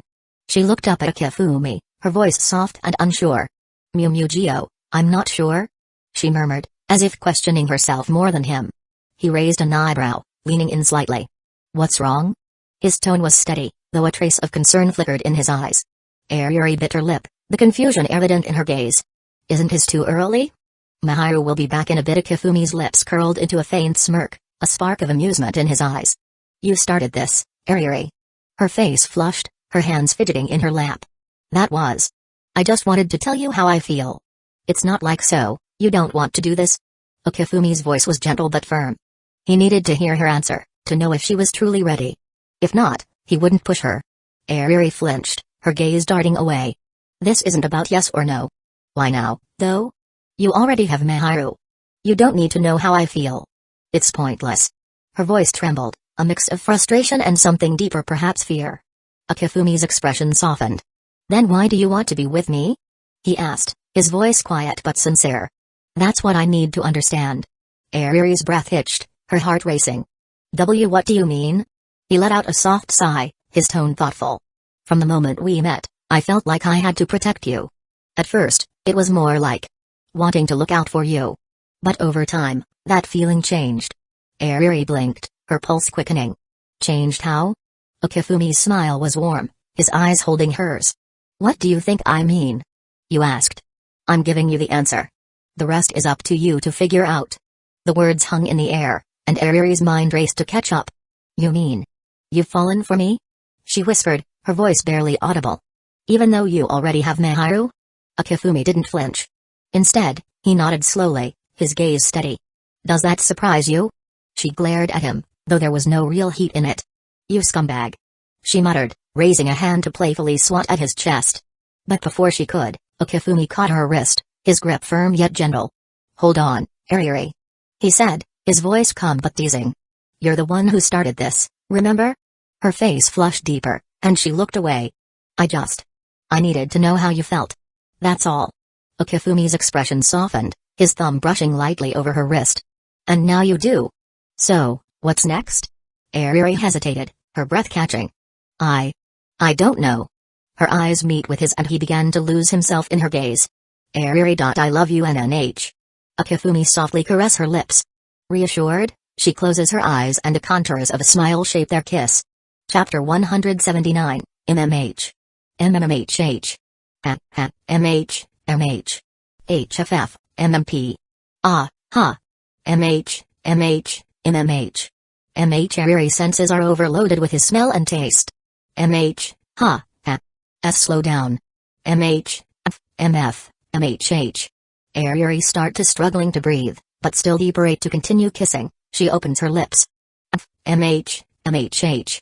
MH.MHH. You're so cute Ariri. MH, MHHHH. MH, MMMH. Mwah. MMH, MMPH. Her body trembles and squirms. Ariri squeezes her knees together as the kissing continues. Mwah.MMH, MMPH. MMH. MMH. HFF, MMP. MMH, Mwah, MMH, W8. No can do. I'm not letting you chicken out today. I won't. I'm not gonna do that.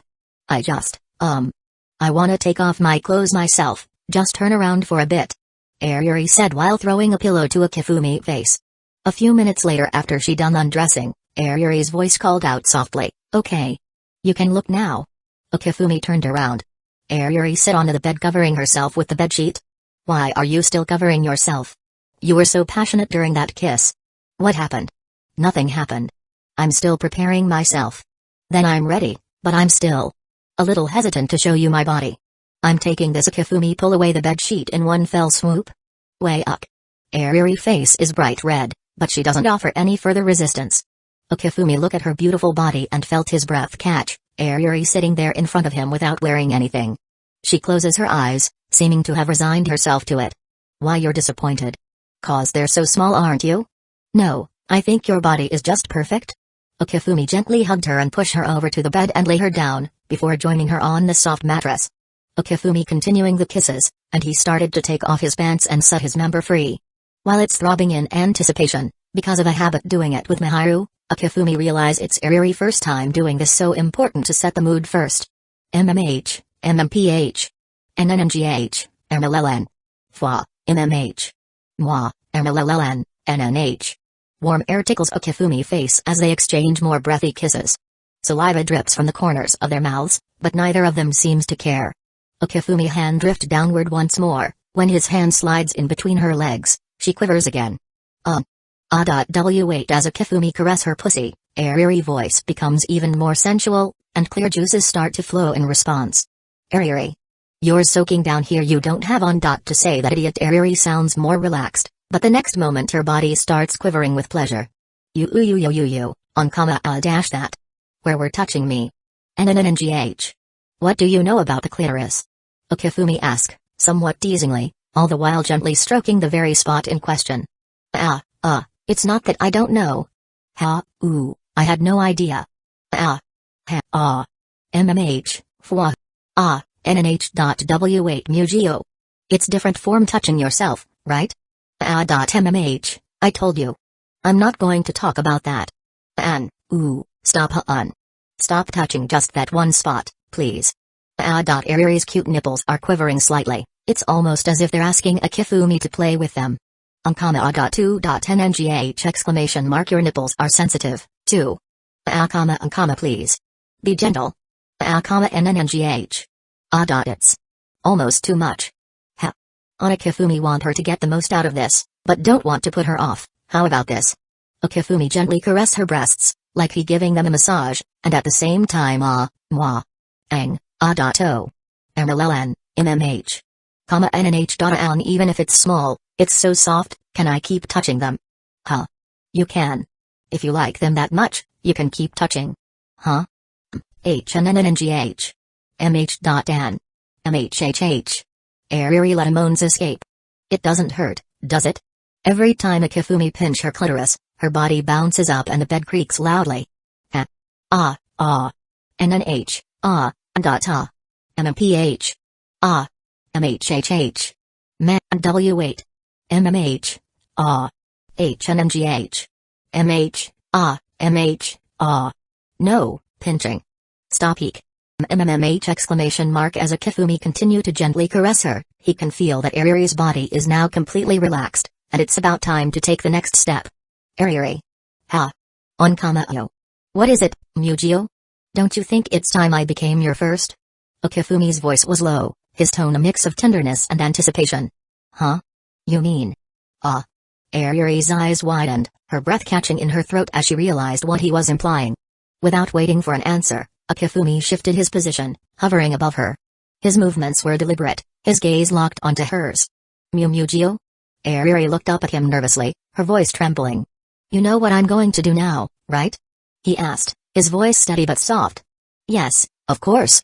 Ariri averted her gaze for a moment, her cheeks flushing a deep crimson. But then she looked back at him, her eyes shimmering with a mix of fear and determination. I'll ask you again. If you don't want to do this, say so. Akifumi said, his tone serious. He wanted to be sure, absolutely sure that she was ready. I want to be with you. Ariri whispered, her voice barely audible but filled with sincerity. Yes, I heard that. But you may have a change of heart. He replied, his eyes searching hers. Do you think I would say that lightly? She asked, her voice gaining a bit of strength. Not really. But from this point on, there's no going back. I'm just making sure. Is this really okay? His voice was gentle, but his words carried weight. Yes. This is okay. Ariri's voice wavered, but she held his gaze. My heart is racing, I'm nervous, and a little scared. But I'm glad that you'll be my first, Mujio. Akifumi smiled at her answer, a rare warmth in his expression. I see. Thank you, Ariri. Rare of you to give a proper thank you to me, and at a time like this. I'm not sure I can accept it. Ariri teased, though her nervousness still showed. She continued softly, but it doesn't feel bad. With her consent confirmed, Akifumi finally began to push his member inside her dripping entrance. Ariri let out a strange, breathy moan as Akifumi's tip touched her. What's wrong? Akifumi asked, pausing immediately, his voice laced with concern. Ah, sorry. Can you just wait a moment? She pleaded, her voice shaky. Wait? What for? He asked, his brow furrowing. I mean, it's just. With your big thing touching me, it made me think about something. She stammered, her face burning. Which means what exactly? He pressed, his tone patient but curious. I mean, maybe I can't do this? She admitted, her voice small. Why not? He asked, his eyes never leaving hers. I mean, maybe it's too big to fit? She blurted out, her words tumbling together in a rush of embarrassment. Akifumi finally get it, she's intimidated by his dick. Hey, Ariri. It's fine. Don't worry. It might hurt a little, but only at the start. Akifumi said softly, his voice calm and reassuring. That's not fine. Ariri exclaimed, her voice rising in panic. It's like you have a weapon down there. Surely there are laws about concealing something like that. Akifumi chuckled, trying to lighten the mood. It'll be fine. This is just normal, I promise. And no, it's not. Ariri shot back, her face flushed. Do you even know the law? Any bladed weapon over 2.3 inches in Japan is strictly forbidden. And your weapon is clearly over that limit. Akifumi raised an eyebrow, a smirk playing on his lips. If that's the threshold, most men would be disqualified. Ariri's eyes widened, and she stammered, please, just make it smaller. Maybe. A fifth of that? That's not how this works, Ariri. Why not? It's part of your body. Can't you control it? She protested, her voice trembling. Akifumi sighed, placing a hand on her shoulder. Take a moment, Ariri. Just calm down. Take a deep breath. Ah, okay. Ariri nodded, her chest rising and falling as she followed his instructions. What? She took a few shaky breaths, her nerves still evident. This is your first time, so I understand you're nervous. Akifumi said. Oh, okay. Unfortunately, for you at least, I can't change the size. And, well, it might even get bigger. He added with a hint of amusement. What? It gets even bigger? Ariri's voice squeaked, her eyes widening in disbelief. I'm just saying it might. Akifumi replied, a playful glint in his eyes. He gently stroked her cheek, his touch warm and reassuring. I'll be as gentle as I can. Would that be okay? Ah. You really will be gentle? She asked, her voice small and uncertain. Yes, I promise. He said, his tone sincere. If you're not, you'll be my slave for a month? Airi challenged, trying to mask her nervousness with a hint of bravado. Okifumi laughed softly. Okay. That sounds fair. Oh, okay then, Mujio. There was a slight tremble in her voice, but after a moment of hesitation, she renewed her resolve, her determination shining through. Okifumi took hold of himself, guiding it to her entrance once more. Ah. Mujio. Airi gasped, her body tensing. Go slowly, okay? Okay. Okifumi shifted his hips slightly forward, burying his tip inside her. Nyo. Ah. Airi lets out a wordless gasp, heaving for breath. As Okifumi dick fills her inside, he can feel the tip, now buried all the way inside, first time or not, Airi is so tight. He had to push quite hard just to get the tip inside. Ooh. Mujio. Airi whimpered, her voice trembling with a mix of pain and anticipation. Do you want me to stop? Okifumi asked, his voice soft but laced with concern. Not that. I just have one thing to ask. She murmured, her cheeks flushed. I know. I'll be more gentle. Okifumi said, trying to guess what she wanted to say. And no, that's not it. Airi hesitated, then blurted out, I want you to give me all of it. Okifumi paused, surprised. Are you sure? That will be faster, but... Yes. The faster, the better. Just give me all of it. She insisted, her voice firm despite the nervous quiver. Sure. Okay.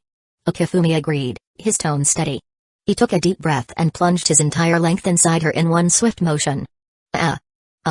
Airi cried out, her body stiffening as he broke through. Blood trickled from where they were connected, a stark reminder of the moment they became one. Heh. It's in now, isn't it? Airi asked, her voice shaky but curious. Yeah, the whole thing. Okifumi replied, his voice gentle.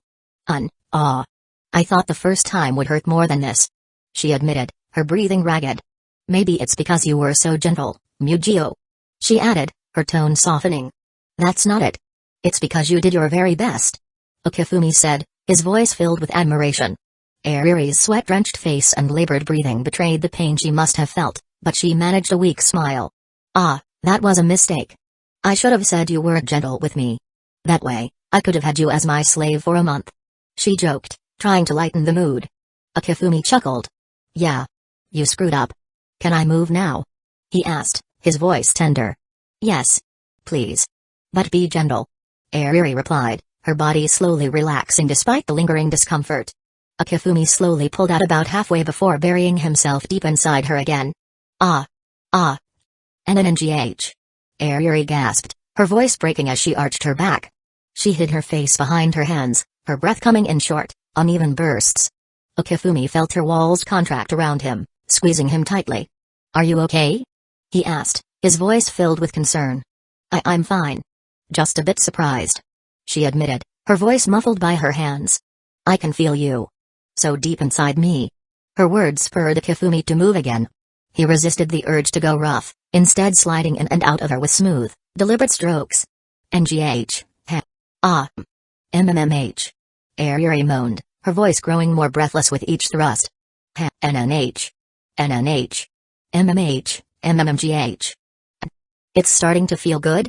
Okifumi asked, his voice low and soothing. Yes. Is that strange? Feeling so good so quickly? She asked, her voice tinged with embarrassment. No, it isn't strange at all. I'm happy. Okifumi replied, his tone warm. You are? Yes. I don't like seeing the girl I like suffering. He said, his voice sincere. That's good to know. Airi murmured, her body trembling. What? I'm not into that sort of thing, okay? Okifumi teased, earning a weak laugh from her. No. Not that. You said you like me. She whispered, her voice barely audible. Sorry. I should have said that more often. Okifumi admitted, his voice filled with regret. It's okay. I'm not calling you out. I'm just happy you really care about me. Airi said, her smile radiant despite the tears in her eyes. Seeing her smile like that made Okifumi realize how focused he'd been on being gentle that he'd forgotten to say the things that truly mattered. Airi. I love you. Okifumi said, his voice steady and full of emotion. As the words left his lips, her walls tightened around him, and she let out a soft moan. Uncommon you, ooh. That's cheating, a little bit. She said, her voice trembling with pleasure. Ariri's sensitivity was evident, so Akifumi started with small, gentle strokes. Ah. Ha. Ah. NNGH, MMH. She moaned, her body responding to his every movement. Mugio. MMH, moi. MMHPH. She murmured, her voice melting into incoherent sounds of pleasure. Kamu Mugio, please stop for a bit. I feel like I'm going crazy. She begged, her voice desperate. That's fine. Go ahead. Akifumi encouraged, his voice gentle but firm. But. It's my first time. But. I'm going to come so quickly. She confessed, her voice filled with both embarrassment and desire. You're going to think that I'm such a slutty girl. Not at all. You're just cute, Ariri. Akifumi reassured her, his voice filled with affection. Now. Akamaha. You You idiot. That's going to push me over the edge. She cried, her body trembling as pleasure overtook her.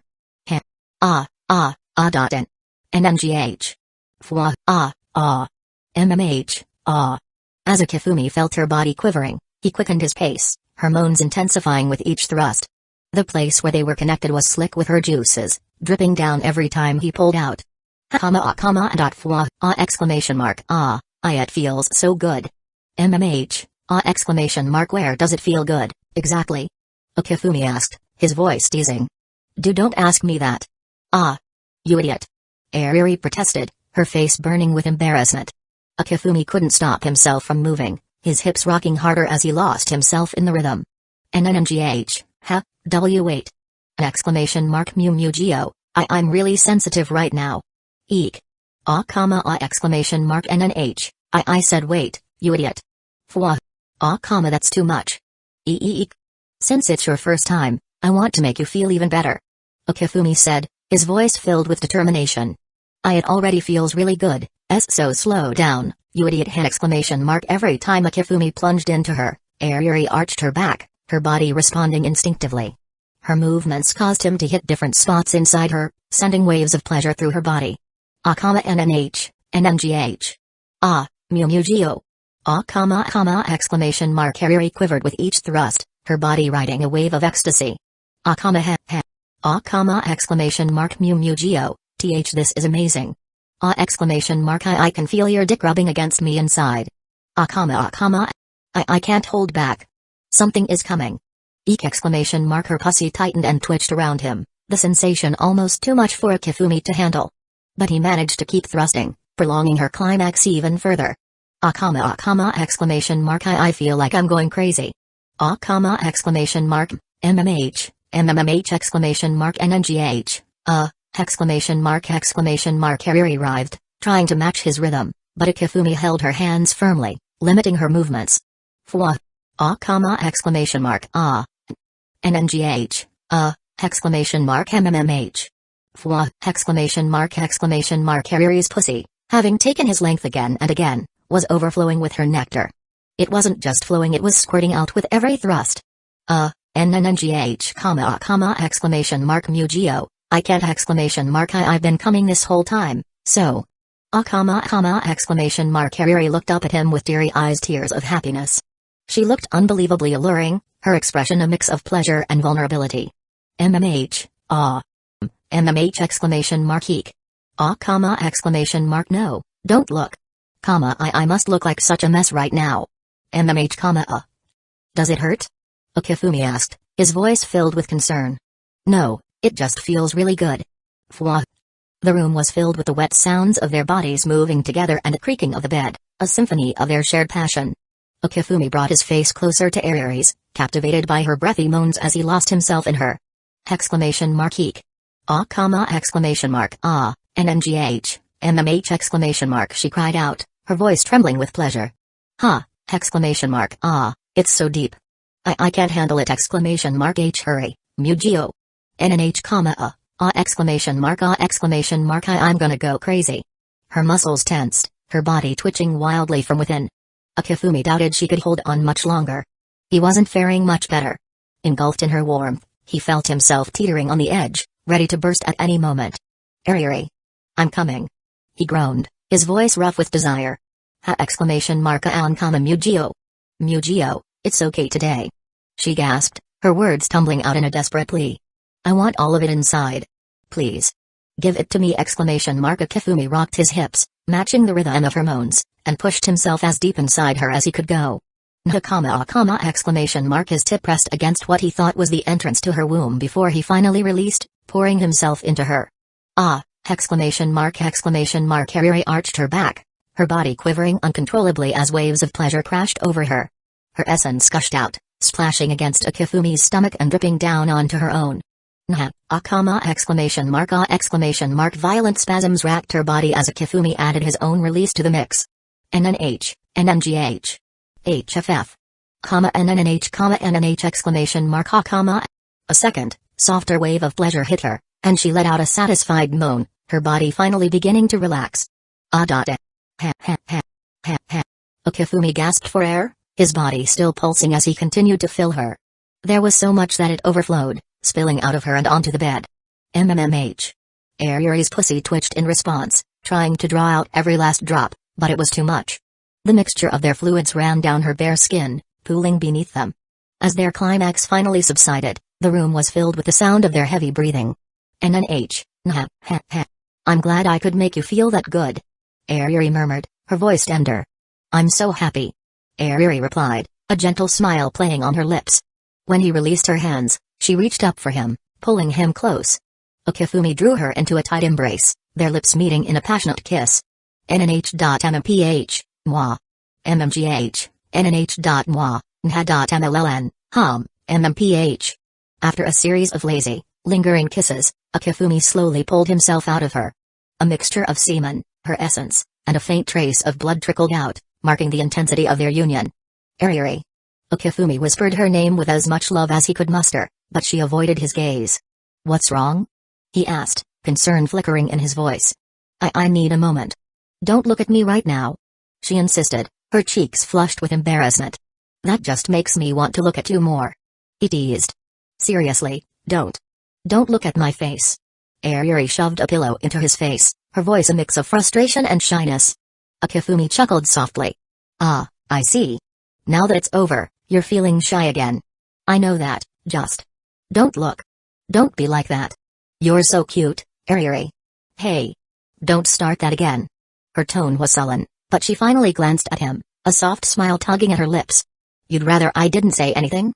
No, not necessarily. So what's wrong? I want you to say it again. Ariri admitted, pouting slightly. Normally, Akifumi might have teased her further, but this time, he simply smiled. You're so cute, Ariri. I love you. I love you too, Mugio. Chapter 180, Ow. It hurts. Ariri curled up on the bed, her face flushed, eyes brimming with tears, yet she wore a sweet, satisfied smile. Akifumi gently ruffled her hair. Get some rest. I'll bring the food in. The takeout's been sitting for too long. This is all your fault. Ariri muttered, blushing even more. Why did you do it so rough? So rough? If your body wasn't so weak, I would have done it until morning. Akifumi shook his head, choosing not to tease her further. He picked up the takeout from the door, helped Ariri finish her meal, and soon after, she drifted into a deep sleep, a look of pure contentment on her face. With her taken care of, Akifumi sat back down at his computer and resumed working. Now that I think about it, I could draw a prequel manga for this game as a little Easter egg for the fans. Of course, that was something to consider after the game was finished and released. Right now, anything beyond that was just wishful thinking. Immersed in his work, time passed quickly. By nightfall, as expected, Mahiru and Mashiro didn't return. Since Mashiro's parents were leaving the next day, the two of them were staying over at her parents' place. As for Ariri, after resting all afternoon, she was feeling much better. Still, there was no way she'd be able to handle anything too intense for the next couple of days. She needed time to recover. Considering the situation, he made a quick phone call to let them know he wouldn't be coming back that night. 8 p.m., the long-awaited episode premiere. After a week of anticipation, fans excitedly logged into the video site. I've been waiting for this day forever. My Mayuri. My Tatru. I'm here. Wait. Isn't this just one person? I have no idea where the story is going next. Episodes 1 to 12, what a garbage anime. This doesn't live up to the author's standards at all. Episode 13 onward. Why is there only one episode per week? It is not enough. With high expectations, Episode 17 finally began. And right from the first scene it delivered a shocking opening. In just a single sentence, the show revealed that in the original timeline, Mayuri should have died at this moment. But this time, nothing happened. Then, the time jumped ahead to the next evening. And then those familiar words echoed in everyone's ears. Huh, Mayushi's pocket watch stopped working? That's strange, I just wound it up earlier. At that moment, the audience's hearts collectively stopped. A masked terrorist flashed across the screen for a split second. Then the opening theme began playing. For a few seconds, viewers sat in stunned silence before snapping back to reality. Idiot. Why did Mayuri die again? Poor Mayuri. I feel even worse for Okabe. Mayuri's death is hitting him way harder. He keeps going back in time, remembering everything, only to watch the person he cares about die over and over again. That kind of torment would drive anyone insane. Okabe is suffering, no doubt. But Mayuri isn't having it any easier. Even if she doesn't retain memories, she still experiences the pain of death every single time. The sheer terror in those final moments is enough to shatter anyone's mind. This is crazy. In the original timeline, Mayuri died a day earlier. Why did the timeline shift like this? Fans impatiently skipped the overpowered, desperate to know what would happen next. Okabe, thinking he had finally changed Mayuri's fate, was devastated when, exactly 24 hours later, she died again. Now, he sat on the rooftop, completely shattered. How many loops had he already gone through to reach this point? No one knew. Once again, he turned to Carissa for help. During their discussion, even though she called it just a theory, the audience immediately believed her explanation. So far, there had been 5 messages that altered the world line: the lottery ticket, Mocha's message, Ruka's message, Ferris' message, and finally, the one Okabe sent about tracking Suzuha. After undoing the last one, Mayuri's death had been delayed by a single day. So, what if they systematically reversed all 5D mails in order?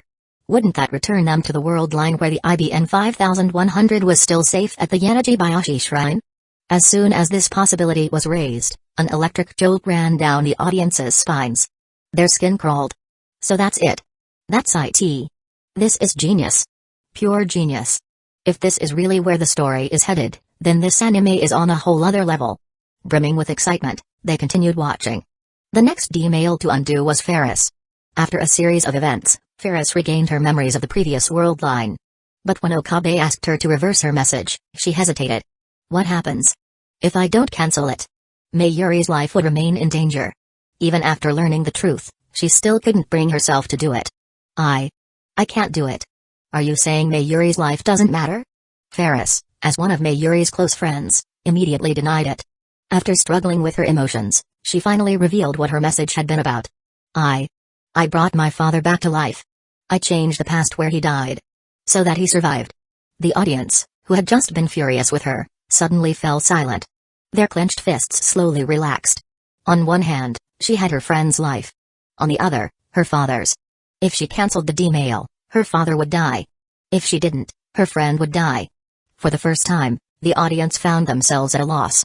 They asked themselves if they were in Ferris' shoes, what choice would they make? No one had an answer. With heavy hearts, they watched as the story continued. In the end, Ferris chose to let go of her false reality. She sent the D-mail. The world shifted. She reappeared in the lab, wearing her maid outfit. Akihabara returned to normal. But the IBN 5100 was still missing. Even though it had been there last year. Where did it go? With that lingering mystery, the episode came to an end. Even though Stein's Gate wasn't outwardly a sad story, the weight of its narrative was undeniable.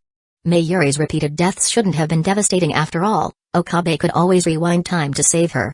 But ever since the last episode, the true emotional weight of the story was starting to sink in. Going back in time didn't erase the pain of these events. Suzuha had crumbled into despair when she failed her mission. And even when she succeeded in the altered timeline, she lost the chance to ever meet her father. Now, Ferris had to make an impossible choice between her father and her friend. It was a gut punch the audience couldn't ignore. Time travel might be science fiction. But the pain of losing a loved one? That was real. And at that moment, the audience felt every bit of Ferris' sorrow. The story wasn't just powerful. It was unstoppable. The writer's plot twists always come out of nowhere, yet they feel so inevitable. After watching this episode, I can't help but feel heartbroken for Ferris. And even more for Suzuha. As an orphan, if I had the chance to bring my parents back to life, I'd do it no matter the cost. And after experiencing that warmth again, I don't think I could bear to lose them a second time. Exactly. I could never make the kind of decision Friss did if I had to choose between my best friend and my family. Same here. My heart aches for Friss. Even if it's an illusion, as long as everyone believes it's real, then isn't it real? The fact that Friss could make such a decision shows how noble she truly is. At first, I only liked Friss for her looks, but now I love everything about her. I'm totally shipping Kurisu and Okabe. She's always there to support Okabe in his darkest moments. Without her, who knows how many more loops he'd have to go through before realizing what needed to change. Nah, I'm all about Okabe and Mayuri. If he didn't truly love her, how could he endure so much pain, going back in time again and again, willing to sacrifice everything to save Mayuri? Okabe and Friss all the way. Forget shipping wars, the depth of this story is what's really incredible. With this episode, the meaning of the past 12 episodes finally makes sense.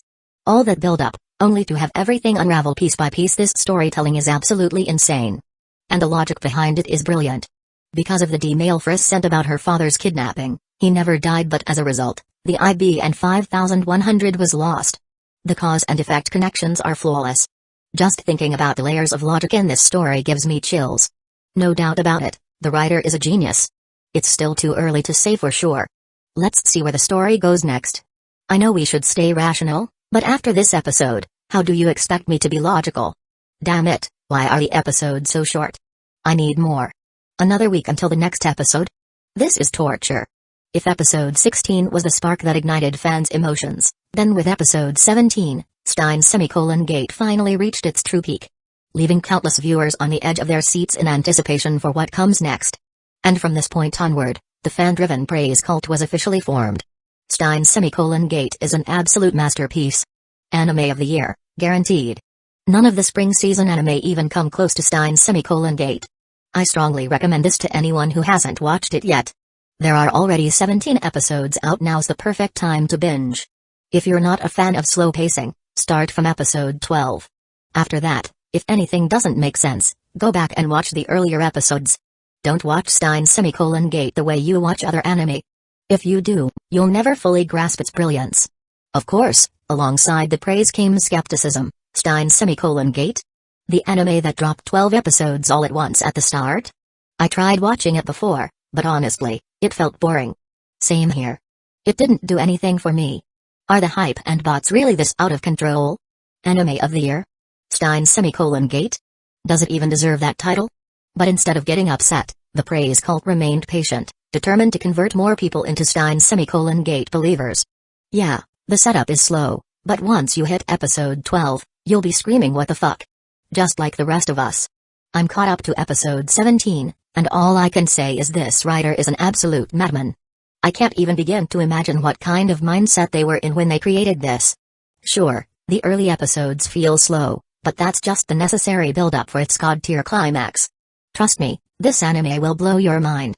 I can only say one thing: warrior of love and hope. This name is worth believing in. Thanks to the relentless efforts of these fans, many viewers who had originally dropped the anime due to its slow start decided to give it another chance. And after watching up to episode 12, they found themselves hooked. The next few episodes left them completely stunned. By the time they reached episode 17, their minds were blown, and they were left desperately craving more. Damn it, why did it have to end here? Before they even realized it, they had joined the ranks of Stein's semicolon gate evangelists, passionately recommending the anime to others. Even people who had never heard of Stein's semicolon gate before found themselves drawn in by the sheer enthusiasm of the fanbase. And once they started watching, there was no turning back. As a result, Stein's semicolon gate, which already had a dedicated audience, exploded in popularity after episode 17. Previously, 90% of the viewers were already fans of Akifumi. But after episode 17, at least 30% of the total audience were brand new viewers. While only a small percentage of these new fans followed the writer on social media, it was still a significant boost. After all, gaining new fans meant a high likelihood of them checking out the writer's previous works, boosting sales of his past projects. No wonder manga and light novel authors are so eager for their works to get anime adaptations. Sure, some adaptations butcher the source material, leading to bad reviews and poor sales. But if you're lucky enough to get a god-tier adaptation, the boost to the original work is enough to make any author cry tears of joy. Even if it's just an average adaptation, it still serves as great promotion for the original material. Not to mention, There's extra money involved. Anime adaptations are a dream come true. And Stein's gate only kept getting better from there. The date with Ruka left countless viewers questioning their own preferences because when a character is that good looking, does gender even matter? And after experiencing Ruka's burning passion firsthand, fans were left in stunned silence. Sending the D-mail to return to the original world line left an emptiness in their hearts. A love that was doomed from the start, isn't that just another kind of heartbreak? And after resolving Ruka's message, only 2 D-mails remained. As for Mocha, the one responsible for Mayuri's countless deaths, fans had no sympathy for her. But as the story reached her arc, things became unexpectedly complex. First, she inexplicably committed suicide. Yet even after her death, Mayuri's fate remained unchanged. This made it clear, Mayuri's death wasn't solely because of Mocha. Even if she had never existed, Mayuri's death was an unavoidable outcome in this world line. Determined to uncover the truth, Okabe traveled back in time to the night before her suicide. There, he found a broken Mocha on the verge of collapse. For the woman who had killed Mayuri countless times in previous timelines, Okabe had no sympathy. He seized her phone from her hands, only to discover she had never changed her number. Mocha, a failure in life with crippling social anxiety, had once placed all her faith in FB. To her, FB was a kind, motherly figure. Attacking the lab, killing Mayuri, every order had come from FB. But recently, FB had stopped responding. And Mocha was left completely alone. Chapter 181, 4 days from now, you'll be dead in this rental apartment. Okabe Rintaro, his lips bleeding from biting them, spoke to the woman beneath him. You'll wait for an answer from FB that will never come, and die here, alone. Mocha, you're lying. Okabe, no, it's true. FB will never reply to you again. You've already been abandoned. Mocha, liar. Okabe, when was the last time you received a message from FB, huh? You've been waiting for a reply all this time, don't you think it's strange? Mocha's eyes widened, her gaze filled with confusion and doubt. You'll die here, die in this cold, empty room. No. In this desolate place, you'll die. No. After killing Mayuri, you'll die here. Alone, betrayed, and abandoned, you'll die like an insect. Your life will be for nothing. No one will come to save you, not even FB. No. With his harsh words, Okabe successfully broke through Mocha's last mental defense. Now with some space, he began to sift through her messages with FB. Soon, he found a crucial record. But, the timeline didn't change. Could it be that only FB could control Mocha? Your life will rot in this apartment. But I will go against the world. I will save Mayuri. At last, Okabe's words struck a chord with Mocha. She quietly whispered, coin-operated locker, the one by Puck's, the IBN 5100 is there. That night, Okabe rushed to retrieve the IBN 5100, only to be stopped by his calm assistant. Kurasu, think about it. After all the times you've time-traveled, you've never been able to get the IBN 5100. If you didn't return to the original timeline, you're never going to get it. Her words made Okabe pause. The timeline hadn't shifted, and the numbers hadn't even hit 1%. So the outcome was set. It couldn't be changed. But at least now, there was a direction. All the clues pointed to CERN's bottom-tier organization in Japan, the Wanderers. And the mysterious figure FB. This meant that by focusing on the locker, they could track down FB. After some discussion, Mocha, who also sought FB, teamed up with Okabe. After several failed attempts on time traveling, they finally locked onto their target. The IBN 5100, after changing hands multiple times, had somehow ended up back with their landlord. The two were dumbfounded. After waiting overnight, the landlord sent the IBN 5100 to France, the headquarters of CERN. Confused, they decided to confront the landlord. Once the landlord spoke, they learned his true identity. He was FB, the one they had been desperately searching for. Let's talk somewhere else. Led by the landlord, they made their way to a construction site. At this point, the man had no intention of hiding anything anymore. He confessed everything. Not just to Mocha, but to all of them. He had played the role they longed for in their hearts, gaining their trust and making them do his bidding. Of course, once they were no longer useful, disposing of them was easy. Okabe, filled with anger, shouted at the indifferent landlord, "Suzuamon didn't take care of you for this. What do you know?" The landlord coldly glanced at them before recounting his tragic past. Then, he shot Mocha, the traitor, before turning the gun on himself and pulling the trigger. Traitors had to be dealt with. And those who completed their tasks would also be killed. He had thought about escaping, but now, with the precious item in his hands, he could no longer run. Not wanting to involve his daughter, he chose to end his life. Seeing the two corpses, Okabe was stunned. But, with the assistant's reminder, he remembered he could use the D-mail to change everything. After sending the termination message using the landlord's phone, the timeline shifted once again. Okabe found himself back in the timeline where the IBN 5100 was still at the Yanagihara shrine. The audience watching this couldn't help but feel excited. With the IBN 5100 in hand, this meant that with one final message change, they could finally reach the timeline they had been aiming for. After all this, are we finally going to succeed? Under the eager gazes of the crowd, the progress bar reached its final stretch. The story on screen was still unfolding. I see now. The assistant sat beside Okabe, setting her drink down. If you want to save Mayuri from dying, you need to jump out of this current timeline and return to the one before you sent the first D-mail. Only then can we go back. Okabe spoke, his face visibly more relaxed than before. For that, we'll have to delete those data from CERN's database. Your time travel machine is perfect? Is it?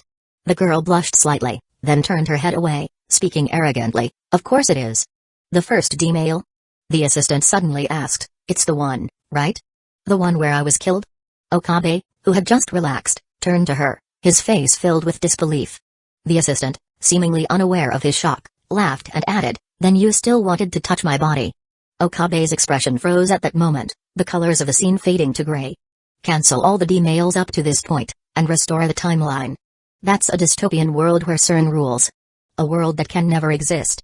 A world where Mayuri doesn't die. And in that timeline, Kurasu will die. The scene froze. The audience, who had long since forgotten the earlier events, was also stunned. The joy of saving Mayuri vanished in an instant. What once seemed like a multiple-choice question had now become a single choice. If they choose to save Mayuri, Kurasu will die. If they choose to save Kurasu, Mayuri will inevitably die. As the realization hit, the audience felt something inside them crack. Oh, that's the sound of their hearts breaking. At that moment, Akifumi's long-dormant SNS exploded. Bastard. I watched 20 episodes, and this is what you give me? I should have known. I should have known. How could there not be a knife in that bastard's work? Before, it was a clean and quick stab, but now when we're about to get a happy ending, you stab us. Are you even human? Where's the address? Give me the mangaka's home address. I can't take it anymore. You're not human. Okabe worked so hard, and this is what it all meant? Without the assistant's help, Okabe probably wouldn't have found a way to save Mayuri before breaking down mentally, and now the person who's so crucial has to be given up? Are you a devil? There was no hope in the past. Was there only hell? You made us think the main heroine was the assistant, and now you're going to kill her off? I can't do it. I just can't. I've never been in so much pain. Why did it come so suddenly? I can't accept it. It's not hard to see how much they're suffering right now. Akifumi's previous works, compared to the pain, often left audiences feeling an overwhelming sense of bittersweet sadness. In Madoka Magica, people were heartbroken by the tragic fates of the girls and the final decision made by Madoka. However, it still carried a sense of hope, with Hamura's presence. In Anohana, people felt sorrowful that Menma, who had already passed, lived in a world far removed from the living. Yet, the summer they shared was so moving, it still held its own kind of beauty. In World End, there was sadness over the doomed world, where William and Kthlee's feelings for each other would never have a happy ending. But at least there were people who remembered her, and at least her time with William was the most beautiful part of her life.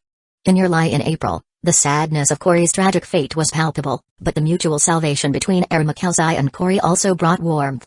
But in Steins Gate, the amount of sadness didn't dominate the story as much.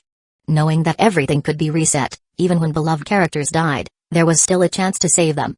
With this in mind, the emotional weight was different. Instead of sadness, pain was the dominant emotion.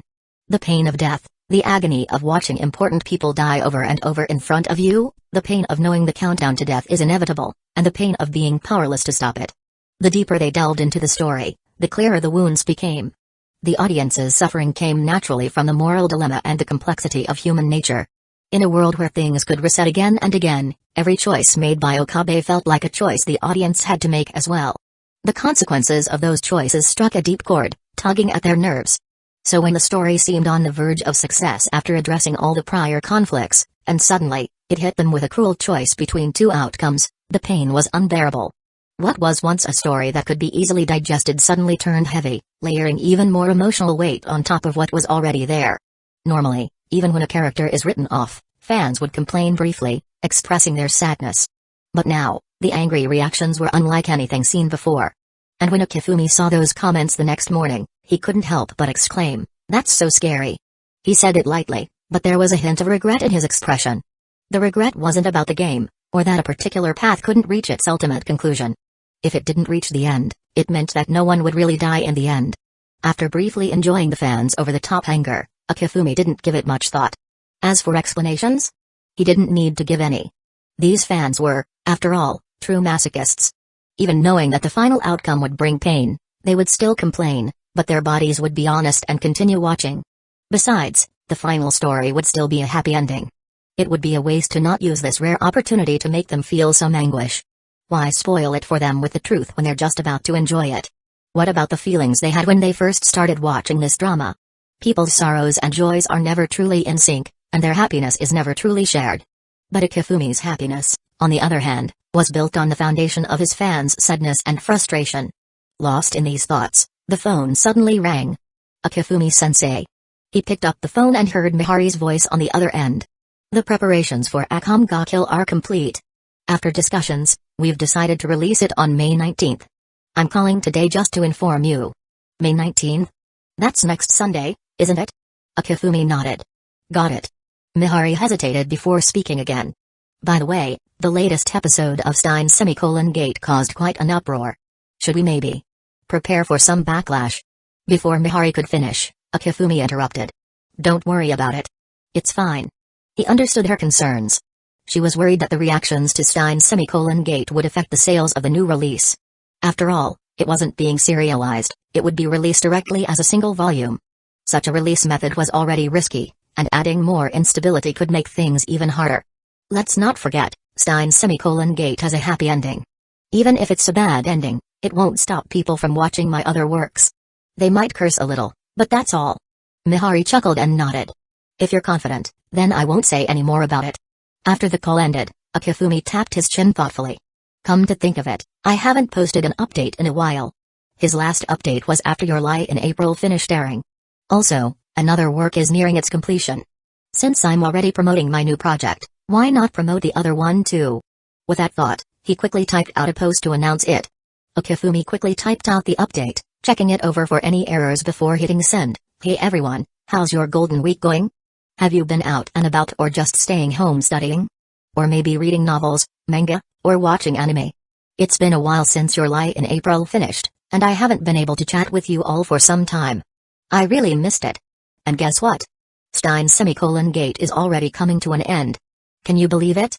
Did you all watch yesterday's episode on time? I think it was pretty good, but I'm not sure if it met your expectations. I saw a lot of suggestions, but no spoilers, okay? You'll just have to wait a bit longer. The story is so close to wrapping up, and if I spoil it now, you won't get the same thrill or surprises, right? Ahem, let's stop the chit-chat here. Now, on to the exciting news. On May 19th, my new work Akam ga Kill. Volume 1 will be released. I hope you will keep an eye out and support it. What, you haven't heard anything about it? Well, that's because I'm releasing it directly as a single volume, and it won't be serialized in Weekly Shonen Jump, so it hasn't been publicized much. It's totally fine if you didn't know, right? This work is a brand new attempt for me, and honestly, I'm a little nervous about whether or not you'll like it. Oh, and one more thing. At the end of this month, on May 31st, I'll be releasing another new work. I can't give away too much just yet, but keep an eye on my post that evening at 8 p.m. I promise you'll be satisfied with the reveal. So, how do you feel about today's teaser? Don't let my casual tone fool you, I've been working really hard on these. Finally, as always, thank you so much for your continued support. I truly appreciate it. Stay tuned, everyone. Chapter 182, finally, a post from Sensei. I thought we were never going to get one. Yes. He posted. I'm so excited. What new project will it be this time? Front row for the group photo. Wait, what's this Steins Gate thing? I've never heard of this manga or novel before. Is the person above really a fan of Sensei? How have they never heard of Steins Gate? Steins Gate is the first work where Sensei is the scriptwriter. I declare it's the best work of the year. I also declare it's the best of the year. It's already had 20 episodes. You can't miss it. Go watch it right now. I won't allow anyone to not watch Steins Gate. How could anyone not have seen Stein's gate yesterday? What the hell happened? Damn. Sensei, do you not want me to send you some local specialties? I suggest you think carefully before finishing the ending. Choosing between Mayuri or the assistant? I want them both saved. Good news, Sensei has a new work coming. Bad news, Sensei's old work is going through more heartbreak. I'm about to run out of tears. Please give us a good ending, Sensei. If you don't give a good ending this time, I'm not watching the new work. Agreed. Let's boycott the bastard's new work. Wait. The new work is called Akam ga Kill, right? Sounds like a typical shonen piece. Wondering what kind of surprise this new work will bring. Can't wait. Shonen works are tough to handle, but I support Sensei's bold attempt. Of course. With Sensei's storytelling and exquisite art, what could go wrong? Damn, just thinking about it gets me so excited. The real question is, why didn't it get serialized in magazines? The decision to release it directly is so brave of Shueisha. Who cares if it's brave or not? If Sensei releases it, I'll buy it. Damn you. You traitor. Brothers. It's just a regular shonen work, we have to resist. We can't let the bastard continue this style. Agreed. We need to stay united. Wait. Is there a possibility that this work could fail, and then the bastard won't be able to release works so recklessly in the future? What the fuck? Now that I think about it, this might actually happen? Wake up. No one's really going to stop buying because of the boycott, right? Think about your lie in April. You idiot, don't say that out loud. Wouldn't it be better to have one less competitor? Good grief. I almost fell for your lies. I almost believed it, damn it. Just a few more days until the new work releases, I can't wait. Damn it. Why does it have to be a few more days? I don't want to wait a second longer. By the way, besides the new manga, there's also news of another new work at the end of May. Sensei's work efficiency is unreal. Sensei's efficiency has always been this crazy, it's not a new thing. I'm keeping my cool. But why not just announce it in this post? Why wait until the end of the month? Well, Sensei probably has his reasons. Anyway, I'm looking forward to it. From these fan comments, it's clear that even though the pain of the knife, the emotional pain of the plot, hurt them, it couldn't dampen their excitement for the new work. Although the new project isn't out yet and hasn't even been serialized in Weekly Shonen Jump, these fans are already on the edge of their seats. Little do they know, they're walking straight into a hell ahead. Monday. School. Is it really that easy to draw manga, Akifumi? Hearing Kato's confused tone, Akifumi responded, equally puzzled, why do you say that? Because your works are released so quickly. Kato replied, holding up her fingers. The first 2 volumes of Your Lie in April came out in January, and the next 9 were released in February, March, and April. Now, 1 month later, your new work is coming out. Doesn't that make it seem like drawing manga is easy? Akifumi smiled wryly, saying, well, Your Lie in April was finished in advance, remember? So, strictly speaking, I haven't actually drawn as much as you think recently. Kato nodded expressionlessly, but Akifumi knew she wasn't buying it. TCH. Akifumi muttered. Talking to smart people is always tricky. But it didn't matter that Kato discovered the truth, it didn't change much. So, is drawing manga easy? Kato asked again. Akifumi thought for a moment before answering, of course not. Anyone who can get serialized in a magazine either has extraordinary talent or has worked incredibly hard. Getting a serialization alone is enough to trip up countless people. Once you start serializing, that's a whole new set of challenges. As for me, I'm special, so I'm not the best example. After all, he's a transmigrator, even without the cheat-like system. Just remembering all the details from his past life was already absurd enough. Combine that with his abnormal physical abilities, and drawing manga became much easier. Why did Kato suddenly ask me about this? Akifumi wondered. Kato responded, because there's a kid at home who's curious and heard you're an expert, so I thought I'd ask. Akifumi smiled and nodded. I see. Is it a boy or a girl? Kato paused for a second before saying, a girl. Ah, so she was lying after all. Akifumi chuckled. Kato's poker face was incredibly deceptive, making it hard to tell what she was really thinking. But it was clear to Akifumi, who understood her well. That brief pause meant she hadn't expected to be asked this question and hadn't thought of an answer quickly enough. So why did she ask about this? Akifumi wondered but didn't push for an answer. Suppressing his curiosity, Akifumi smiled again. Drawing manga can be really tough. Well, I'm not sure if that kid is ready for it. Kato said casually. Just then, the school bell rang. The school day was short but fulfilling. For the other students who had just come back from Golden Week, Akifumi couldn't really know what their school experience felt like. A week passed. Saturday evening's latest episode of Steins Gate left countless viewers even more distraught. It had already been heart-wrenching enough, but now the show was deepening the emotional bonds of the characters. Watching Mayuri die over and over wasn't enough, they had to keep showing her death in dreams too? Thinking this, everyone let out a complex sigh. And as the timeline approached its critical point, with the assistant about to die, it felt like being poisoned by slow-acting venom. The deep, soul-crushing pain surged through their hearts. They were filled with a strong, inevitable fear of the coming death, yet there was nothing they could do but watch it unfold helplessly. Then, Akifumi's SNS account exploded once again. Damn it. Bastard, you really should die. Are you happy now, seeing us in so much pain? Are you enjoying it? Ugh, my assistant. My assistant. Why do you have to make Mayuri remember those cruel images? Once wasn't enough to hurt Mayuri, now you make her relive those awful things. Are you even human? Your heart must be made of blades, right? How else could you do something so cruel? My heart hurts so much, can sending blade pieces to the bastard help ease my pain? Tomorrow, Sensei's new work is being released, right? Rip it, I'm not buying it anymore. Did you just tear up your money? If you don't want it, you can give it to me. What crime is money committing? The only criminal here is the bastard. Punishing yourself like this, you're a fool. Despite the countless condemnations and many saying they wouldn't buy Akifumi's new work the next day, when the next day came and bookstores opened, the scene outside made their faces turn green in an instant. What the hell? Wasn't it supposed to be a boycott against the bastard, vowing not to buy his new work? Why is there such a long line? I'm just a temporary worker, how did I end up dealing with such a huge mess? The customers standing in line were also arguing. Hey, last night, weren't you swearing that you wouldn't give the bastard any more of your money after the Steins Gate ending? Haha, I'm paying for Akam kill. What does that have to do with the bastard? You're quite the clever one. We're thinking the same thing. Damn it. I've been tricked again. There are so many people here, do you think I'll still be able to buy it?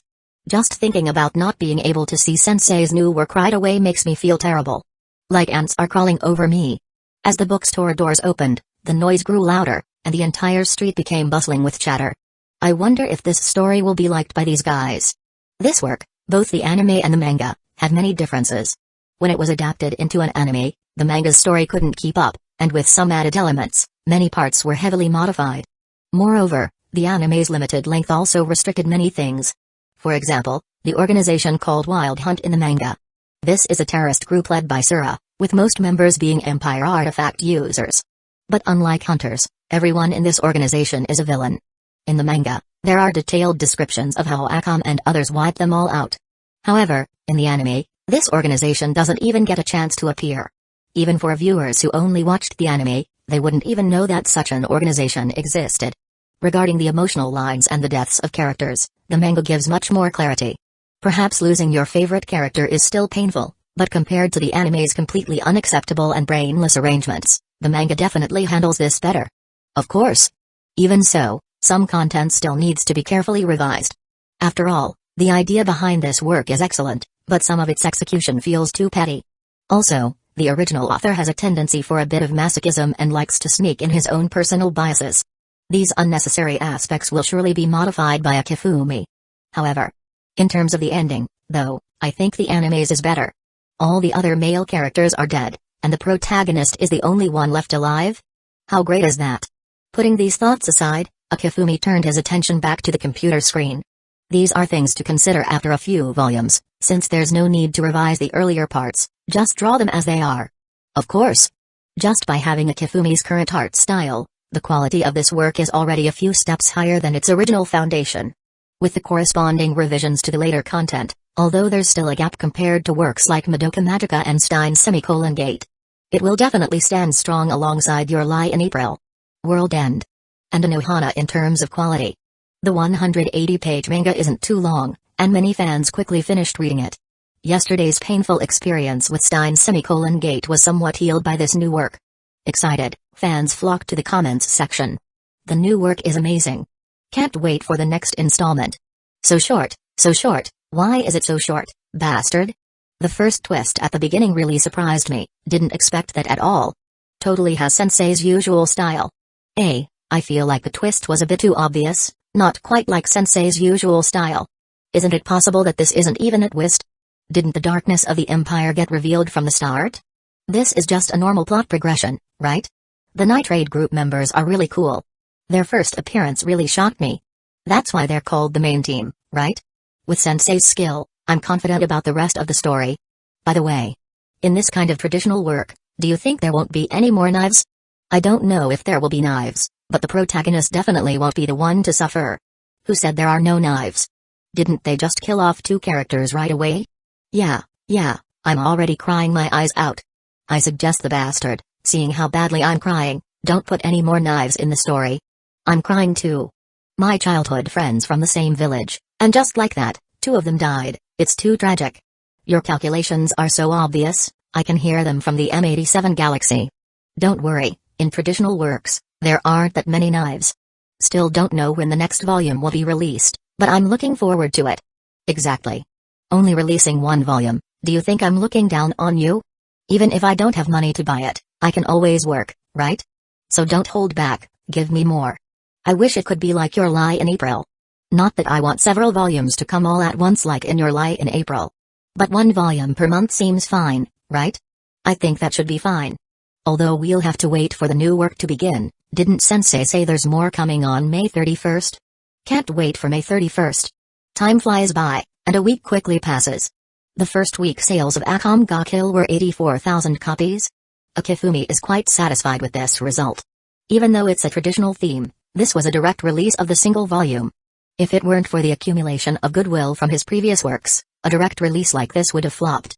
With first week sales approaching 100,000, calling it a miracle wouldn't be an exaggeration.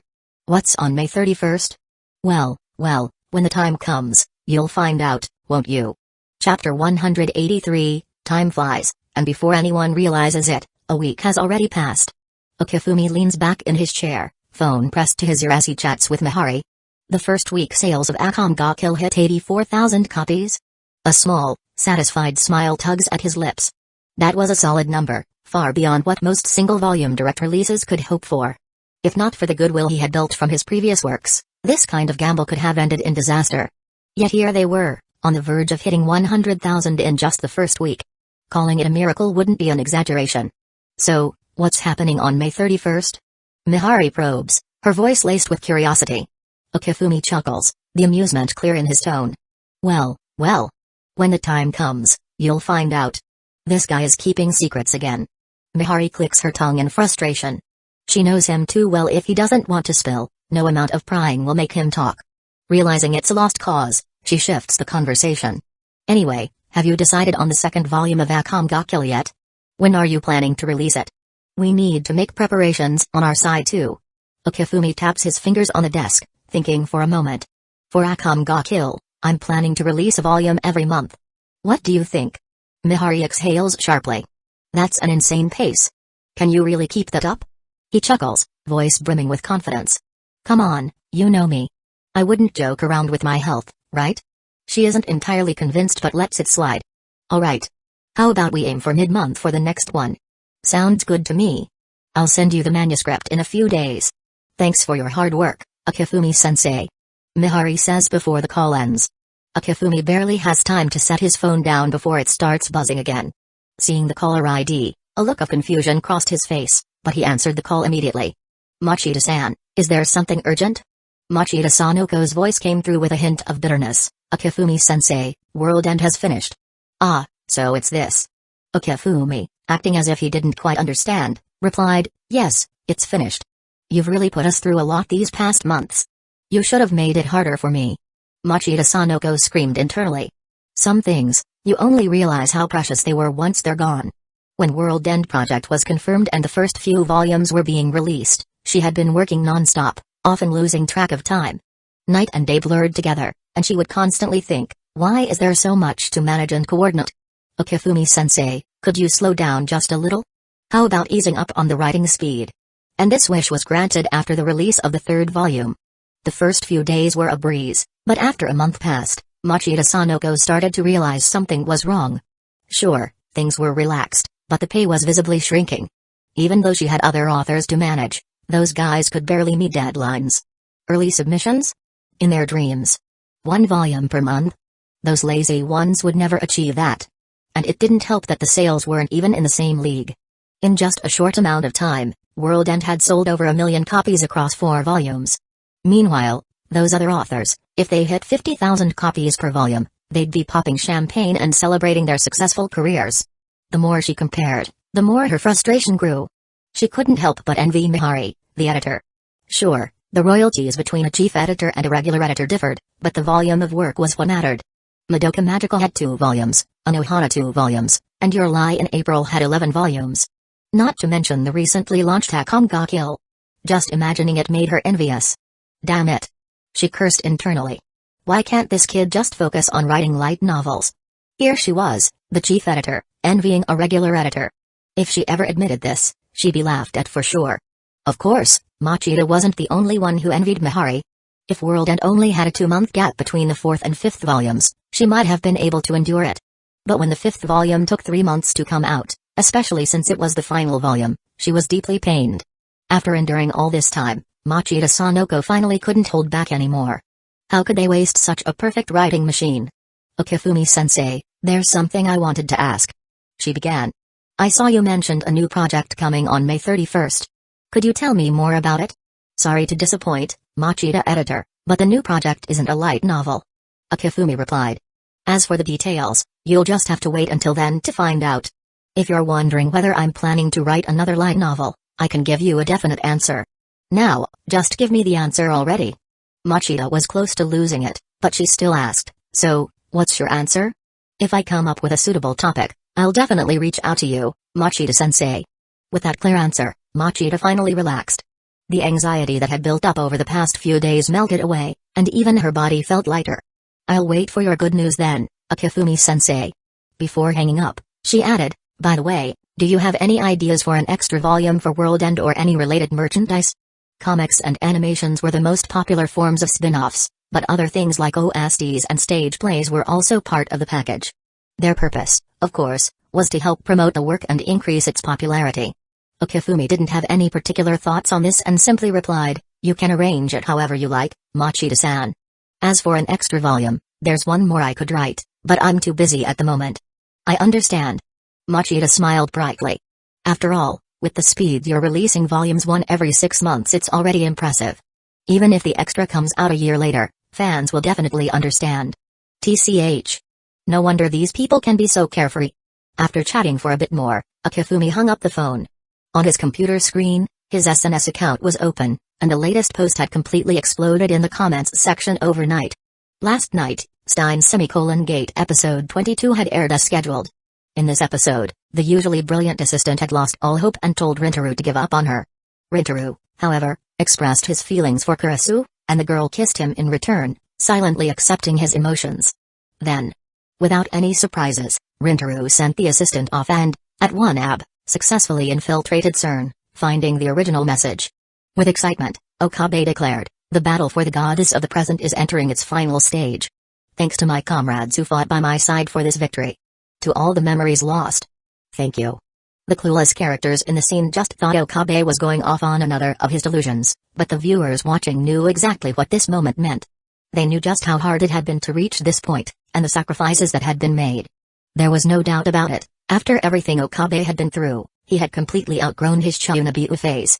Looking back, both the person he was and the person he had become were symbols of his growth. And just as Rintaro pressed the confirmation button, the assistant appeared and made her final confession. I love you too. Her confession was the final straw that broke the camel's back. The comments section proved it, with fans pouring out their feelings of grief and pain. Chapter 184, Threats involving knives, cockroaches, and dead rats were not uncommon. Some even more extreme fans went so far as to make more intense threats. To this, Okifumi's expression remained completely unshaken. Was he scared of these things? Ridiculous. Not at all. These guys thought that just because he spent his days drawing, he was weak. Their pain would only fuel his amusement. But still. As he looked at the messages, Okifumi couldn't help but sigh. Such a pity. This kind of fun was coming to an end. The stone gate was drawing closer to its conclusion, and once the final truth was revealed, these fans would no longer be in pain. And he wouldn't get to witness the joy of tormenting them anymore. So, before they're happy, let's bring them a little more suffering. Okifumi's eyes gleamed with determination. He decisively stopped looking for fun and began the final stages of wrapping things up. Time always easily heals many wounds. The new week arrived, and Friday, May 31st, had come. After a few days had passed, the difficult feelings in people's hearts were gradually pushed aside. It wasn't that they had forgotten, but they simply didn't want to dwell on it too much. As for when they would start thinking about it again, no one knew. But the remaining 2 episodes still left a glimmer of hope in many hearts. Though happy endings weren't a Kifumi's style, wouldn't it be better if it just ended with this episode? Of course, this was just a beautiful fantasy in the minds of some fans. Most people had already given up by episode 22. They didn't expect Kurisu to be saved. Speaking of which, today is May 31st, right? Time flies. In the classroom, Tanaka couldn't help but exclaim. May 31st? Tabata froze for a moment, then realized. Oh, you mean the new announcement Sensei mentioned? Huh, aren't you guys curious? Curious. Tadakuni replied weakly. But right now, As he spoke, the boy started crying. Tabata rolled his eyes. Huh, weakling. It's just that Kurisu got stabbed. What's so bad about it? Tanaka paused for a moment, then pointed at Tabata's eyes. Even if your tone is tough, the tears at the corner of your eyes have already given you away. You. How do you manage to say such cruel things with such a calm tone? That was Kurisu. She just died. Just like that.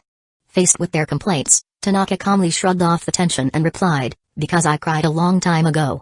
When I saw Kurisu talk about the first few DMI-1s, I went back to review them.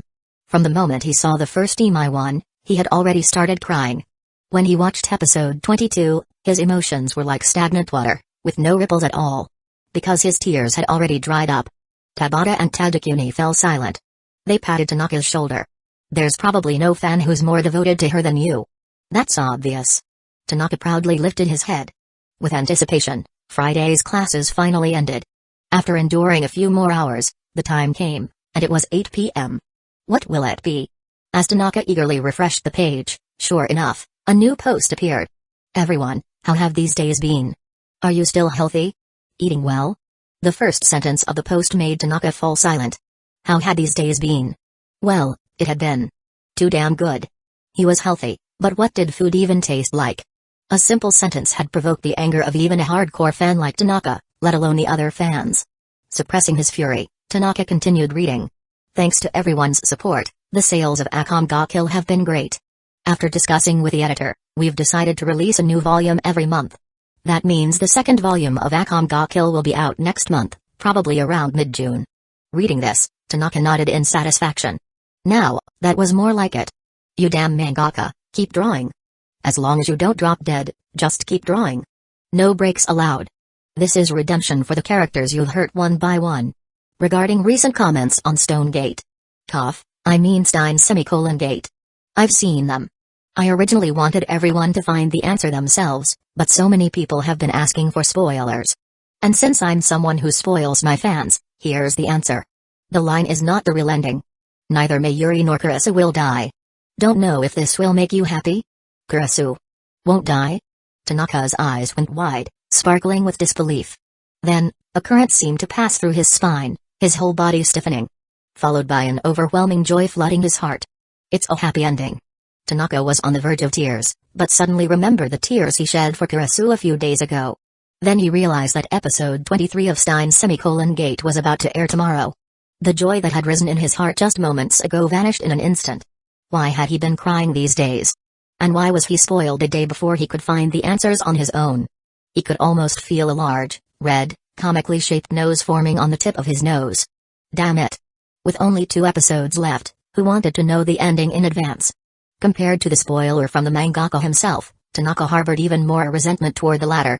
Since I knew the new post was coming today, I decided to combine everything, hope you understand. Now that that's out of the way, here's the main event.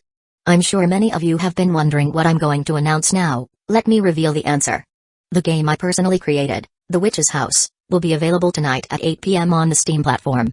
I hope everyone supports it. As for the story of this game, it was a little idea I had one day, which sparked my inspiration, and I just couldn't resist learning how to make a game.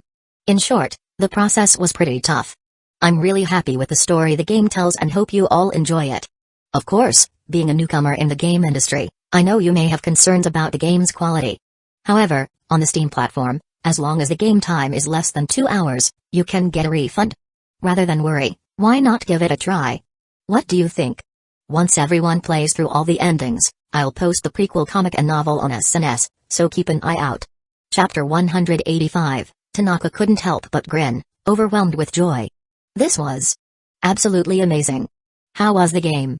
Who cares about that?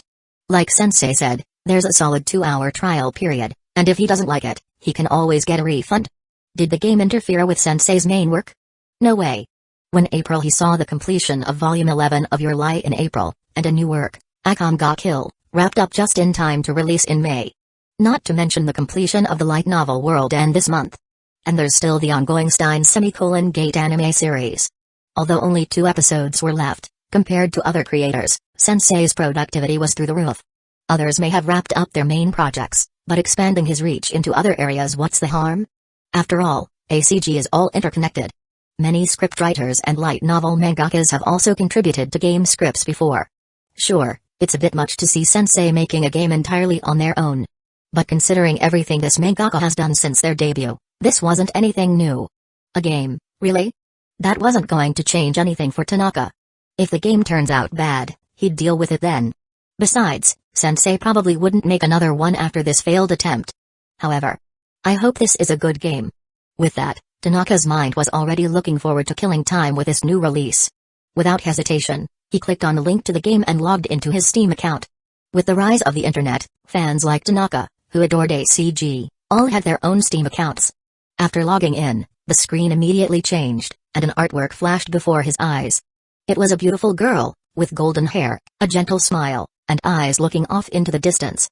Behind her, faint lines sketched a house in the distance. The stark contrast between vivid colors and simple sketching added a slightly eerie feel to the otherwise lovely image. The title Witch's House was written in colorful artistic letters at the bottom, rounding off the artwork. Wow! Tanaka couldn't help but be impressed. As expected of Sensei's work. Even without knowing what the game was about, he was already captivated by the artwork alone. Even if it wasn't Warrior of Love and Hope's work, he would still have likely bought it just because the art was so stunning. He then read the game's description. A 13-year-old girl named Viola wakes up in a forest, where she finds a note from her father telling her to come home quickly, along with a talking black cat warning her about the dangers of humans in the area. When Viola reaches the forest's edge, she finds her way home blocked by a massive rose bush, and on the other side of the path stands a creepy mansion, its doors inviting her inside. A horror-themed game, huh? Tanaka felt a little uneasy but quickly pushed the doubts aside. What's to be afraid of? He was a grown man, after all. And this was Sensei's new work. As a fan, how could he possibly pass up on it? However, this is clearly another bold new attempt by Sensei. Looking back, it was clear that Sensei had never stuck to a single style, constantly experimenting with something fresh. But that didn't detract from the quality of the work at all. Yet when he saw the price, Tanaka winced. 1,400 yen. Tanaka gritted his teeth as he muttered this under his breath, realizing how quickly things were adding up. In just 1 month, with his game, he'd already spent close to 3,000 yen on Sensei's works. With tears in his eyes, he shakily clicked the confirm purchase button. The game wasn't very large in size, and the download was done in minutes. Eagerly, Tanaka installed it on his computer. As soon as he clicked the icon, a new process opened up. The screen flashed black, then a dim white light appeared, before fixing on a frail girl sitting on a red chair. She was holding the chair's armrests, a naive smile on her face as she stared off into the distance, as though something there had caught her attention. This girl was Viola, the character seen in the Steam banner. Compared to the promotional image, the game's visual was even more refined, more complete. Behind her, there was a small red house, though the red seemed darker than expected. The bright, cheerful colors had been overtaken by an eerie, shadowy tone, like the moon's bright reflection in a lake, split by a black line from an unseen fishing line. It gave off an unsettling sense of disharmony and an almost unnoticeable split in the image. Viola's golden hair, once radiant, now appeared a little off, though upon closer inspection, it was nothing more than an illusion. Her white gown, like a delicate flower, was unexpectedly stained with blood-red patches at the hem, resembling blooming flowers. It was beautiful in a way that felt both captivating and ominous. Ignoring the odd dissonance, the artwork was still incredibly stunning. As the image shimmered slightly, it looked like the girl would step out of the painting at any moment. But if you stared too long, her once sweet smile seemed to twist into something sinister, almost monstrous. The shadows seemed to overlap, and the unsettling feeling vanished as the screen returned to normal. Tanaka couldn't help but smile and shake his head, realizing that the previous weirdness was just his imagination. With the sound system turned up, the game's background music floated through the room. The gentle melody was soothing, like a soft breeze, and Tanaka instinctively closed his eyes, swaying slightly to the beautiful tune. But then, some of the notes became harsh, like nails on a chalkboard, causing a sharp, painful frown. The music's earlier beauty was shattered in an instant. Then, the words appeared, like mischievous little spirits popping up. Witch's House. If this were any other game, the small glitches in the visual would have been flaws. But for a horror game like this, everything felt perfectly in place, sparking curiosity and a desire to explore its story. Just as I thought. Even the intro animation is done so finely. Tanaka knew that what he saw earlier wasn't a hallucination, but part of the dynamic animation, which subtly changed the image in real time. Why this was happening, he'd only find out once he played the game. With a mix of unease and curiosity about the horror theme, Tanaka clicked Start Game. Chapter 186. At that very moment, Akifumi's latest post exploded online. Holy crap. Holy crap. Holy crap. Anime, manga, light novels, music, games. Are you seriously not going to skip any of it? Who was it that said they'd never be surprised if Sensei made a game? Find them, and give them a beating. I just want to ask, what is there that Sensei can't do? My dad asked me why I was kneeling in front of the computer. After I explained, he ended up kneeling on my shoulder. Family, who understands this? My favorite sensei is just too talented. What am I supposed to do? This sensei is really not focusing on their main job. But, I like it. Yay. No need to worry about being bored tomorrow. I'll buy it just because it's Sensei's first game. I'm buying it immediately. While these were the supportive comments, there were also plenty of criticisms. An indie game. Don't tell me it's just some simple little game. The light novels, manga, and anime are great, but a game is a whole different thing. Can they really pull it off? Instead of spending time on this, shouldn't they be drawing more comics? Why are they doing something so unrelated to their main job, idiot? I have no interest in games. Despite the mixed reactions, the sales of Witch's House, which had just gone live on Steam, were steadily increasing at an impressive rate.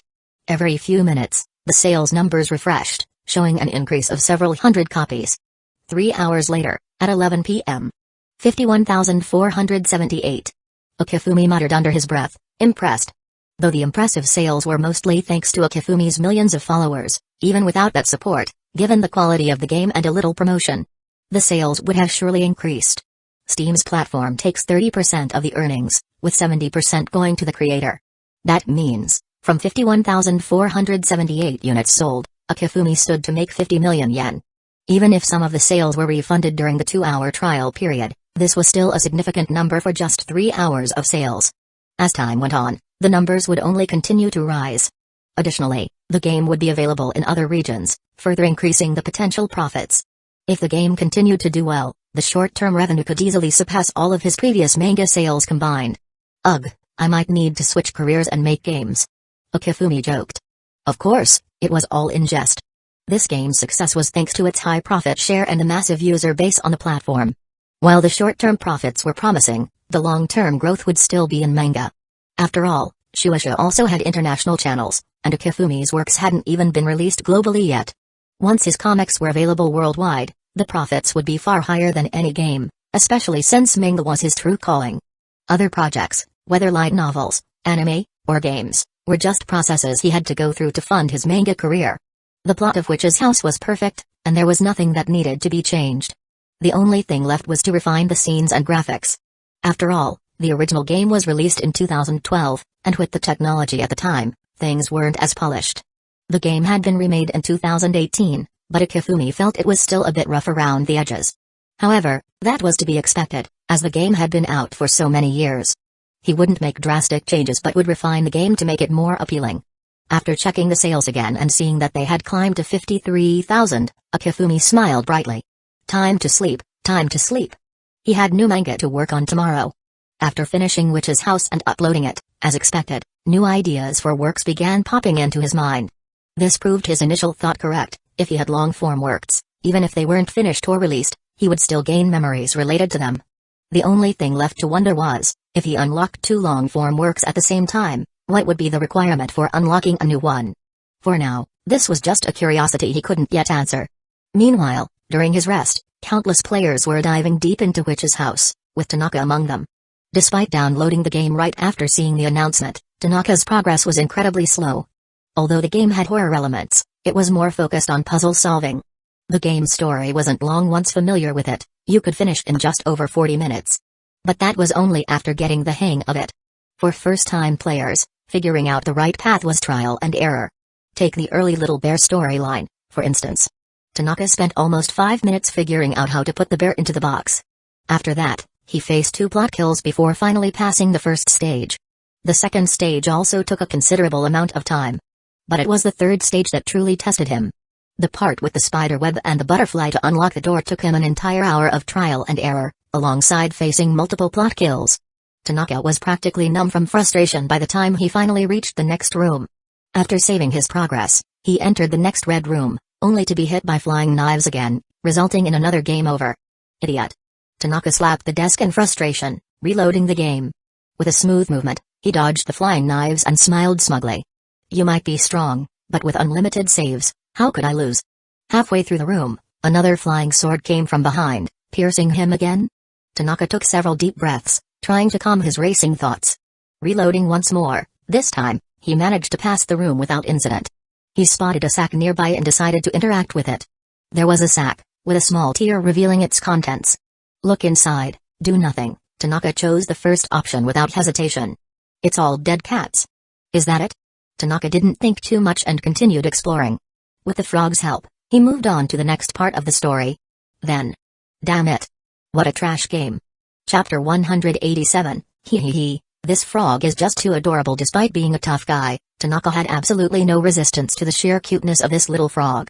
Though it didn't speak, its lively expressions and animated movements brought out an undeniable charm. Obedient, lovable, and utterly irresistible. Honestly, who could withstand such an adorable, well-behaved creature? No one.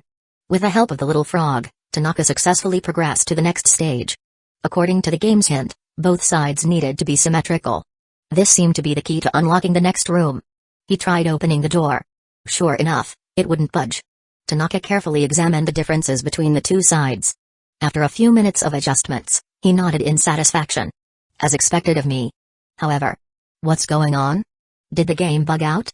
The two sides are perfectly symmetrical now, so why won't the door open? Frowning, Tanaka pondered for a moment before noticing the white note stuck to the wall, the very note that provided the initial hint. In that instant, his inner detective awakened. A flash of inspiration struck. Without hesitation, he controlled his character to interact with the note. Both sides must be symmetrical. Remove the note, do nothing, of course. A bright smile spread across Tanaka's face. The exhilarating rush of solving a puzzle washed over him. It was moments like these that made puzzle games so thrilling. Without a second thought, he selected remove the note. A new message immediately popped up. Both sides are now symmetrical. You hear the sound of a lock clicking open. Feeling triumphant, Tanaka was about to leave the room when he noticed the little frog still sitting obediently on the chair. Quickly, he walked over and attempted to pick it up. As expected, he successfully added it to his inventory. Ah! This little guy is just too cute. With that heartfelt exclamation, Tanaka moved into the next room. Following his usual routine, he first examined the note in the room. After entering this door, proceed to the next door without looking around. Don't look around, huh? Tanaka nodded thoughtfully before turning to inspect the bookshelf. The Witch's Diary, read, don't read. Come to think of it, I've seen something like this before. Though he wasn't too invested in the game's story, his curiosity got the better of him, and he instinctively chose read. Mom and Dad don't love me either. So, I ex them. Since then, I've been living here alone? Tanaka nearly burst out laughing. What kind of devoted child was this? Absolutely brutal. He muttered a few sarcastic remarks in his mind before moving into the next room. The moment he stepped inside, a sword came flying straight at him, impaling him on the spot. Staring at the game over screen, Tanaka sat there in stunned silence. His face darkened as he reluctantly selected load game. But as soon as he saw the last save point, his expression soured even further. Oh, come on. His save point had sent him all the way back to where he first got the little frog. Which meant he had to redo everything. Even if it wasn't that much trouble, it would still take several minutes to repeat the process. Damn it. Grinding his teeth, Tanaka begrudgingly retraced his steps. Once again, he aligned the two sides, opened the door, and prepared to move forward. This time, however, he wisely decided to return to the previous room and save the game first. A saint CE never falls in the same place twice. Better safe than sorry. Praising his own foresight, Tanaka once again moved forward. As he stepped into the next room, a flying sword came at him. This time, he skillfully dodged to the left only for something to drop from the ceiling and crush him flat. Damn it. The game over screen appeared once more. Tanaka felt like his intelligence had just been repeatedly slammed into the ground. What kind of BS is this? Going straight gets you skewered. Dodging to the side gets you crushed. Was this a no-win scenario? Wait a second. After entering this door, proceed to the next door without looking around. Recalling the note's warning, Tanaka's eyes gleamed with understanding. Is it possible that the key is to not read the note at all? Determined to test his theory, he re-entered the cursed hallway. As expected, a sword came flying at him. Tanaka swiftly dodged to the side and this time, nothing fell from the ceiling. Phew. Exhaling in relief, a victorious grin spread across Tanaka's face. Ha. This game is nothing before my brilliance. Tremble before me. Mwahaha. Upon spotting the black cat a save point, Tanaka immediately rushed over to trigger it. Yo. I'm here too. It's my job, after all. Now that I think about it, why is this black cat the only character with voice acting? Though a bit puzzled, he didn't dwell on it and continued reading the cat's dialogue. After recalling the diary entry from earlier, Tanaka felt as though the game was telling a complete story, one he had previously ignored by skipping through everything. But now that his interest was piqued, he decided to pay closer attention and piece together the narrative. Clicking ahead, the black cat continued speaking. Why did you insist on coming here? She doesn't have much time left, soon, she'll be saying goodbye to you. Who is she? The witch? No one was there to answer his question. You know, cats are elegant creatures. I especially love black cats' bodies. It'd be a shame if you were gone, such a beautiful thing. Dead cats aren't easy to come by. Upon reading the phrase dead cats, Tanaka suddenly recalled the sack he had seen earlier, the one filled with feline corpses. Was there a connection? No. There had to be a connection. A fresh discovery ignited his curiosity, but without any concrete answers, he felt a pang of frustration. Want my help? Nod, shake head. Hey, I love saying no to smug characters like this. But not when it comes to saving. Scoffing, Tanaka decisively chose nod. Of course, it had to be the save option. As soon as he secured his progress, he turned to inspect the bookshelf. After all, in a game like this, how could anyone resist investigating something shining on a bookshelf? There's a book titled Demons and Witches. Read, don't read, duh. Read it. And so, he turned the page. Demons feed on human souls, but they don't have a physical form, so they can't kill people directly. Witches give human souls to demons in exchange for teaching them magic. Once humans form a contract with demons, they are called witches. So, the witch refers to a woman who made a contract with a demon, right? The witch's house. Does that mean this house? Tanaka nodded thoughtfully, then a new question surfaced in his mind. Chapter 188, so, what would it be called if a guy makes a contract with a demon? A wizard house? It felt off somehow. Tanaka controlled the character to touch a piece of paper below. Unlike self-spell magic, magic that involves two people is usually harder to cast. The reason for this is that this kind of magic requires the cooperation of the other person from the heart. Therefore, for this magic to succeed, you must earn the other person's trust. Body-swapping magic? TCH, as expected of a demon, they really have some strange methods. Tanaka muttered to himself and guided the character down the hallway. At the end of the hallway, there was a table with a book on it. The Witch's Diary, after my parents. A demon came and ate them. Tanaka froze, recalling the information he had seen earlier. So the correct sequence is: my parents didn't love me, so XXXX, a demon came and ate them. Since then, I became a witch, and I've lived here ever since. That's it. It must be this way. Tanaka nodded confidently, a bright smile spreading across his face. Maybe this was the thrill of solving a mystery, finding the real answer through one clue after another. The rush of excitement he felt in that moment was indescribably delightful. He continued reading. The demon brought me to this forest, it thanked me for giving it something to eat, and in return, it gave me this house. Then I became a witch, the demon said. If I kept helping it find humans, it would teach me a healing spell. A healing spell? Wait, did this girl have some kind of disease? Tanaka regretted not paying more attention to the earlier plot. But now that he had to replay it, he didn't have the patience for that. Forget it, let's just move on. With that thought in mind, Tanaka guided the character to the next room. The next room had a gloomy, dark atmosphere. In the center of the floor was a note. That guy is really hungry. There were no other special details in the room. The only option was to move to the passage on the right side, which led to the next room. As he approached, a prompt appeared. It seems like there's something behind the door. Then, 4 options appeared. Press ear to the door, do nothing, open the door, observe the door. Choosing between these options wasn't too difficult. Observe the door, there's a small window on the door, about the size of your palm. As Tanaka made the choices, a series of prompts appeared. Look inside, there's a giant snake, press ear to the door. You hear the sound of a large creature rubbing against the ground. Looking at the 4 options again, Tanaka felt numb. He had already selected the first 2, leaving only, do nothing, and, open the door. Behind the door was a giant snake, and it was hungry. If he opened it, wouldn't that be feeding it directly? So, do nothing? Let things slide? Tanaka thought about it and chose to do nothing. A new screen appeared in front of him. It had, items, read, and, settings, as options. He instinctively clicked on items. But there were only 2 things in the inventory. The frog, this frog is lost and looking for its way home, letter. Wait a minute. No way. Tanaka hesitated but then clicked on the frog. Put the frog through the small window, do nothing. The 2 choices were incredibly clear. If he sent the frog in, the snake would be fed, and he could continue to the next stage. If he did nothing, the story would end right there. Tanaka fell silent. The image of the frog appeared in his mind. It was in a pond, sitting obediently in the middle. As he approached, a prompt appeared. Do you like frogs? When the main character nodded, the frog happily followed.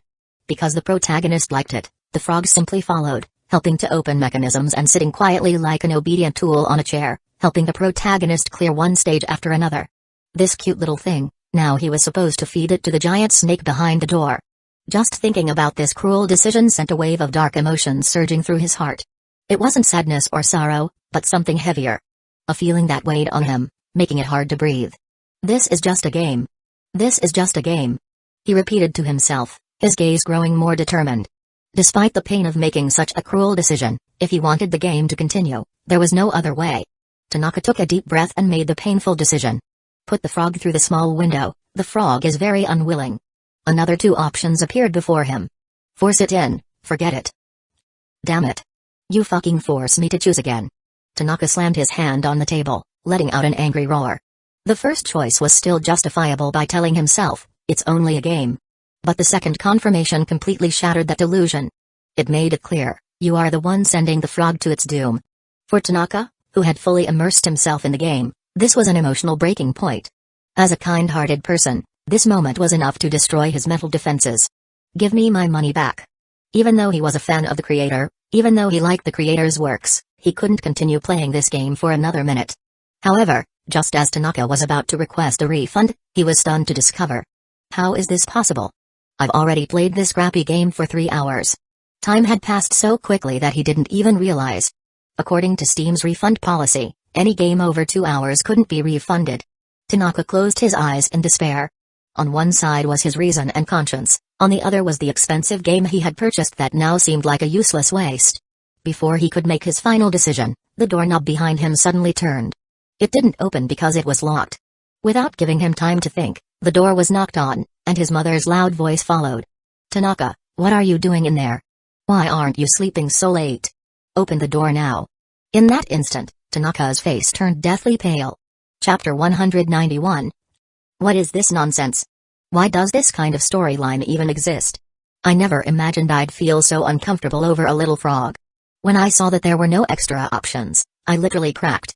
That damn old thief. No matter what field, they're always throwing blades at me. Seriously, what kind of mental state was the old thief in when they made this game and these branching options? The worst part is that I wanted a refund, but it's already been over 2 hours. I hate this puzzle game. But the amazing story keeps pulling me back in, I can't stop playing. Story? What story? You're playing a puzzle game, and you're not interested in the story? Isn't that like having breakfast without miso soup? Ahem, what I meant was, I'll finish the game first, then I'll explore the story. Is there any pro player here who can explain what this game's story is about? Based on the current walkthrough, here's the rough storyline. Ellen's health has been bad, and no one ever plays with her. Even her parents don't love her. So one day, she did something to her parents, and then a demon came and ate them. The demon took Ellen to this forest, thanked her for feeding it, and gave her a house. Then Ellen became a witch. The demon said, If Ellen helps it find more humans, it'll teach her a spell to heal sickness. It seems like the protagonist was tricked into coming here, and now our goal is to help her escape this house. So that's the deal. But I feel like the story's a bit too simple. It's just a game. How complex did you think the story would be? Honestly, if we ignore the frog part, the overall experience has been great. It's a bit difficult, but if you're careful, you can figure out how to pass the levels. As a newbie playing a puzzle game for the first time, the pace is quite comfortable for me. I don't like horror elements, and I was still scared. If you don't like horror, why even play this game? You're just asking for trouble. Who told you this was the first game released by Warrior of Love and Hope Sensei? Of course, I'm supporting it. After reading everyone's discussions, I've calmed down, so I'm continuing with the game now. What the fuck? How did that guy upstairs recover so quickly? It's just a game. If I don't let morality get in the way, I won't be upset over something this small. Thanks to the big shots for their ideas. Now I feel much better about it. Feeling better now +1, definitely in the mood to continue playing. From these comments, it's easy to see the player's thoughts. Compared to anime or light novels, games have a much stronger sense of immersion. Of course, not everyone feels sad or upset about it. After all the side stories are meant to serve the character, and nothing's more important than progressing through the game. In fact, some of the sharper players began to frown slightly, sensing an issue with the story. Strange. Looking at the screen, Kasumijoka Utaha frowned slightly. There was something odd about this part of the story. Since the game set up the levels from the beginning, no matter what decisions you made, they were inevitable. But this too calm. Even when she saw an option, was worried for a moment. She hesitated whether or not to proceed with this choice. However, the protagonist in the game showed no emotional reaction. Even after the frog resisted, there was still the option to force it in. If there had been a description of hesitation or doubt before that force it in option, it would have felt more natural, right? She noted down this strange point in her mind, but without hesitation, she proceeded with the option. Utaha was filled with intense curiosity about this game. She couldn't wait to see what kind of twist might await her. The story seems too simple. Had she seen this comment, Utaha would have scoffed. Looking back at all of his works since debut, not a single one had a simple story. For someone who excelled at telling stories, how could this story-driven puzzle game not have a deeper plan behind it? The form in which the twist would appear was the part that interested her most.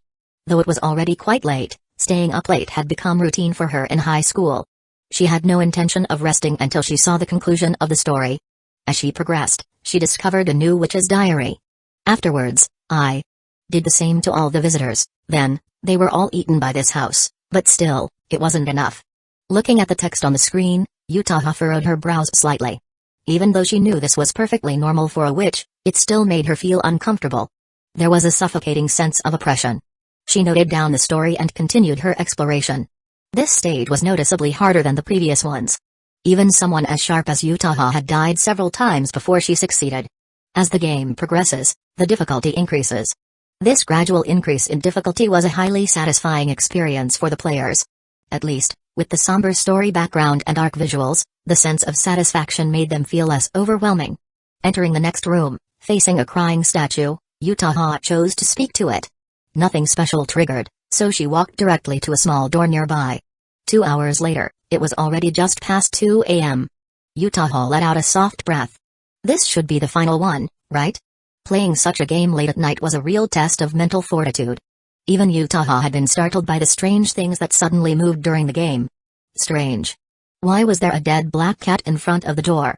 She felt a bit puzzled, but didn't dwell on it. She pushed open the door and entered the witch's room. When she saw the environment inside, even though she had long grown accustomed to the dark and gloomy art style, Utaha couldn't help but frown. Blood was scattered everywhere, sending a chill down her spine. The bed sheets, which should have been white, were now stained crimson with blood, an alarming sight.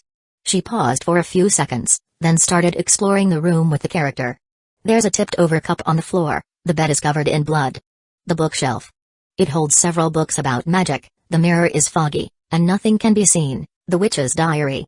Read, don't read. This should be the final one, right? What kind of ending would it be? With curiosity, Utaha chose to read. The sickness will soon take my life. Is this my referring to the witch? Just like the black cat said earlier, if left unattended, she would die soon. So, I need to take her body. At this moment, the game's background music turned dark and gloomy, filling her with an ominous sense of foreboding. Chapter 192. Though it was just a simple line of text, Kazumajouka Utaha could feel the madness behind it, the kind of madness that would make someone do anything, sacrifice everything to keep living. This shouldn't be a problem, right? We're friends. After all, she would surely be willing to offer her body. Offer her body?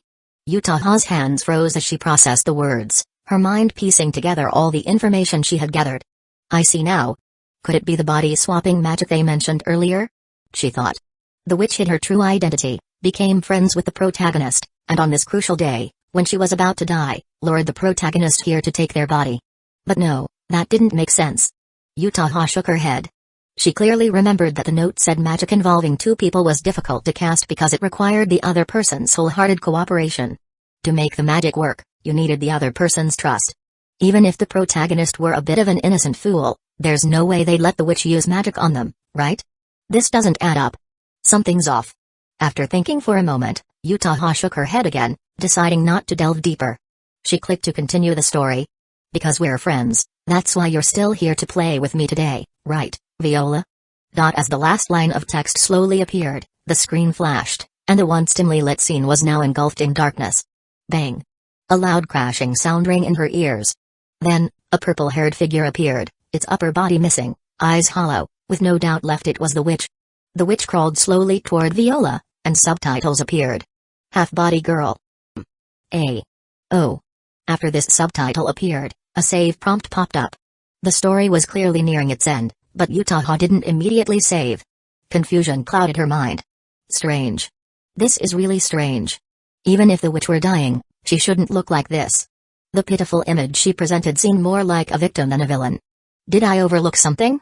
Utaha sighed, realizing that no matter how much she thought about it, there wouldn't be a clear answer.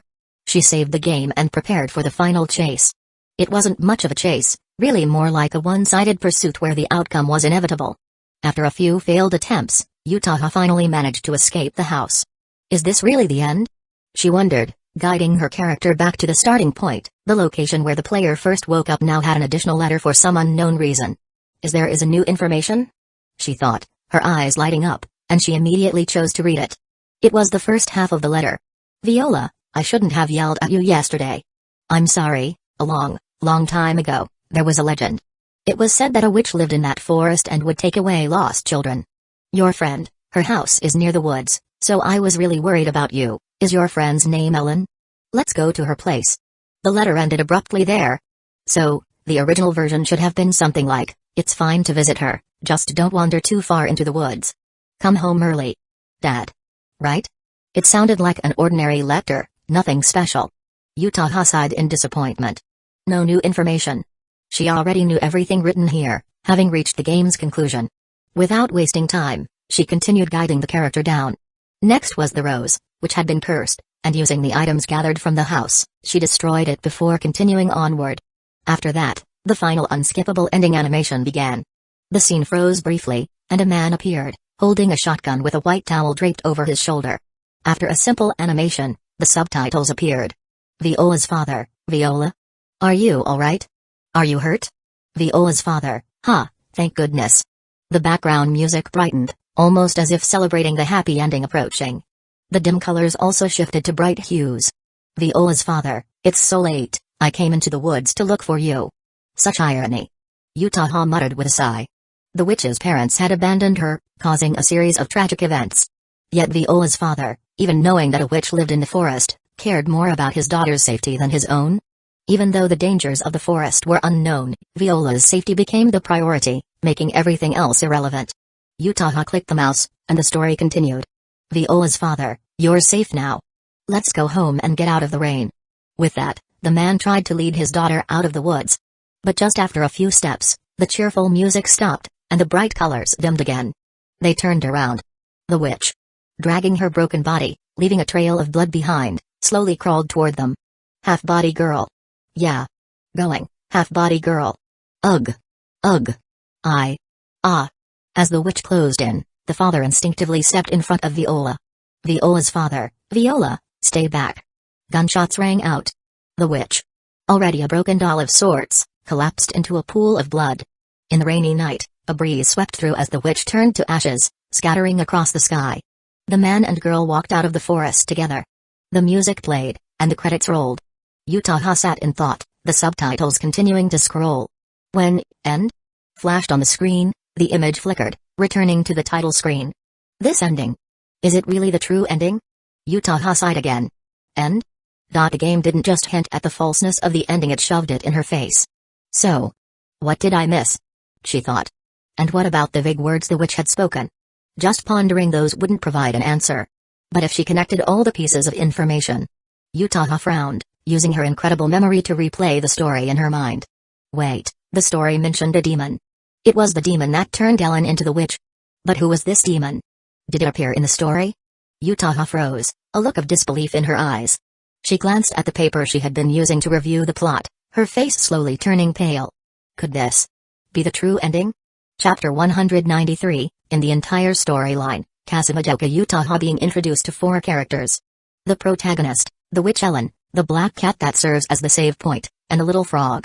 The little frog requires no further explanation, and as well as the main character, the witch Ellen is naturally significant background to the story. However, the black cat stands out as particularly mysterious character.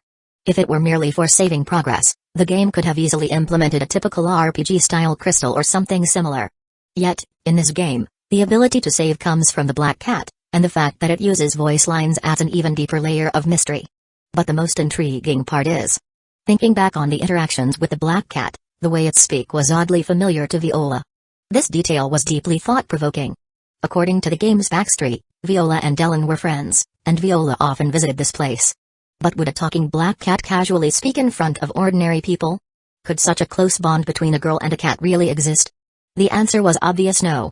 Would the developers dedicate so much effort to a character with no real significance? As a creator herself, even as a novice, Utaha knew better. There had to be something more to this black cat. Could it be that the black cat holds an identity far more crucial than the 2 protagonists? Ellen, who lost her parents, undoubtedly caused the tragedy that unfolded. But without encountering that demon, her life would have ended long ago. The room filled with countless skeletons and the story's chilling hint that all my friends who came here were devoured by the house made it clear that the demon never left. It simply kept feeding, with the witch Ellen as its accomplice. This might be a bold assumption, but gathering all the clues, everything points to one conclusion: the black cat is the demon. If the black cat is indeed the demon, then the only person it would act familiar with would be Ellen. The moment Utaha realized this, a chilling sensation crawled up her spine, as if she had plunged into an icy abyss. Even though it was already late May and the weather had warmed up, the late-night atmosphere at 2:00 a.m. felt unnervingly cold. It was the fear that came with hindsight. Phew. Utaha let out a deep breath and glanced around her dimly lit room. Hugging her arms, she rubbed her goosebump-covered skin, her expression filled with lingering dread. I knew I shouldn't have played this kind of game so late at night. Utaha smiled bitterly. Staring at the game's title screen, she felt a strange dizziness wash over her. From beginning to end, the player controls a witch that trying to escape the cursed house. And that witch is already become Viola. This feeling. What kind of twisted mental state he was in when writing this script? Even someone with a decent tolerance like Utaha couldn't help but feel overwhelmed with discomfort and fear. A mix of sadness, disgust, and dread surged through her, wave after wave. Yet, despite the negative emotions, there was one thing she had to admit: this game is truly incredible. As a creator, she couldn't come up with such a plot, let alone design such a cleverly crafted game. Is there really anyone who can outdo this guy when it comes to creating despair-inducing stories? Shaking her head, Utaha glanced at the clock on the bottom right corner of the screen. 3:07 a.m. It's already this late? Thinking about her meeting with Machida Sanoko tomorrow, Utaha reluctantly closed the game. I'll continue tomorrow night. I have to uncover the truth. She was confident in her theory. But speculation alone wasn't enough. No matter how certain she felt, she needed solid evidence. And that evidence was definitely hidden somewhere within the game. Despite the heavy, suffocating emotions that came with discovering the truth, especially the cruel irony of the game's ending, the game itself was simply too captivating to abandon. I can't wait to see the reactions of other players when the truth is revealed. A faint smile appeared on Utaha's face. In that moment, she finally understood why that guy was so obsessed with writing depressing stories. Should I try writing something like this too? After some thought, Utaha dismissed the idea. She couldn't imagine staying mentally stable after writing so many dark and despair-filled stories. Seriously, how does that guy manage to write this kind of stuff without losing his mind? After all, the last time she saw him before leaving Toei Agasaki Academy, He was still happily chatting and joking with the girls around him. That carefree scene didn't seem like someone with psychological trauma. With these random thoughts in her head, Utaha slowly drifted off to sleep. Ahhh. Hearing the sudden scream beside him, Okifumi Mugio sighed helplessly. I told you guys not to play it, but you wouldn't listen. Ayuri shot him an annoyed glare. It's the new game by you. How could I not play it? Despite her words, her trembling hands gripping the mouse betrayed her fear. Right, Miharu? Mashiro? Why yeah. Miharu nodded tearfully, inching closer to Ayuri as the eerie game screen sent chills down her spine. The only one who seemed unfazed was Mashiro, whose eyes occasionally gleamed with wisdom as she analyzed the screen. Go here. Mashiro pointed at a spot on the screen. Without hesitation, Ayuri controlled the character to move there. Suddenly, a giant skull emerged from the darkness and crushed the character. Game over. The bold, ominous words flashed across the screen as Ayuri screamed. Mashiro blinked innocently. Huh? Dead again? No one answered her. Ayuri had already tossed the mouse aside and thrown herself into Miharu's arms, trembling. Miharu, though less dramatic, had turned pale and stiff as a board.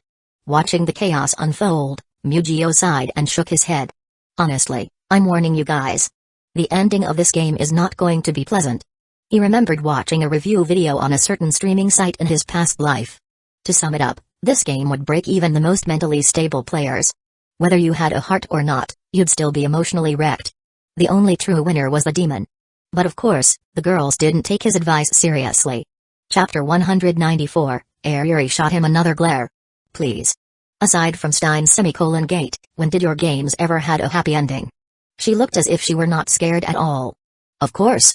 If only her body hadn't been trembling when she said that, it would have been far more convincing. In response to Ayuri's complaint, Okifumi scratched his nose. Even if you say that, this work is quite special among my past work. Yeah, I got it. Ayuri waved impatiently. Just go do your thing. Okifumi shook his head. Since things had already come to this point, there was no need to persuade them further. Returning to his room, Okifumi turned on his computer and checked the comments on the post he had made the day before. Cleared the game. The story is simple, but the level design is ingenious. Super fun. Simple story? This is one of the rarest perfect endings ever.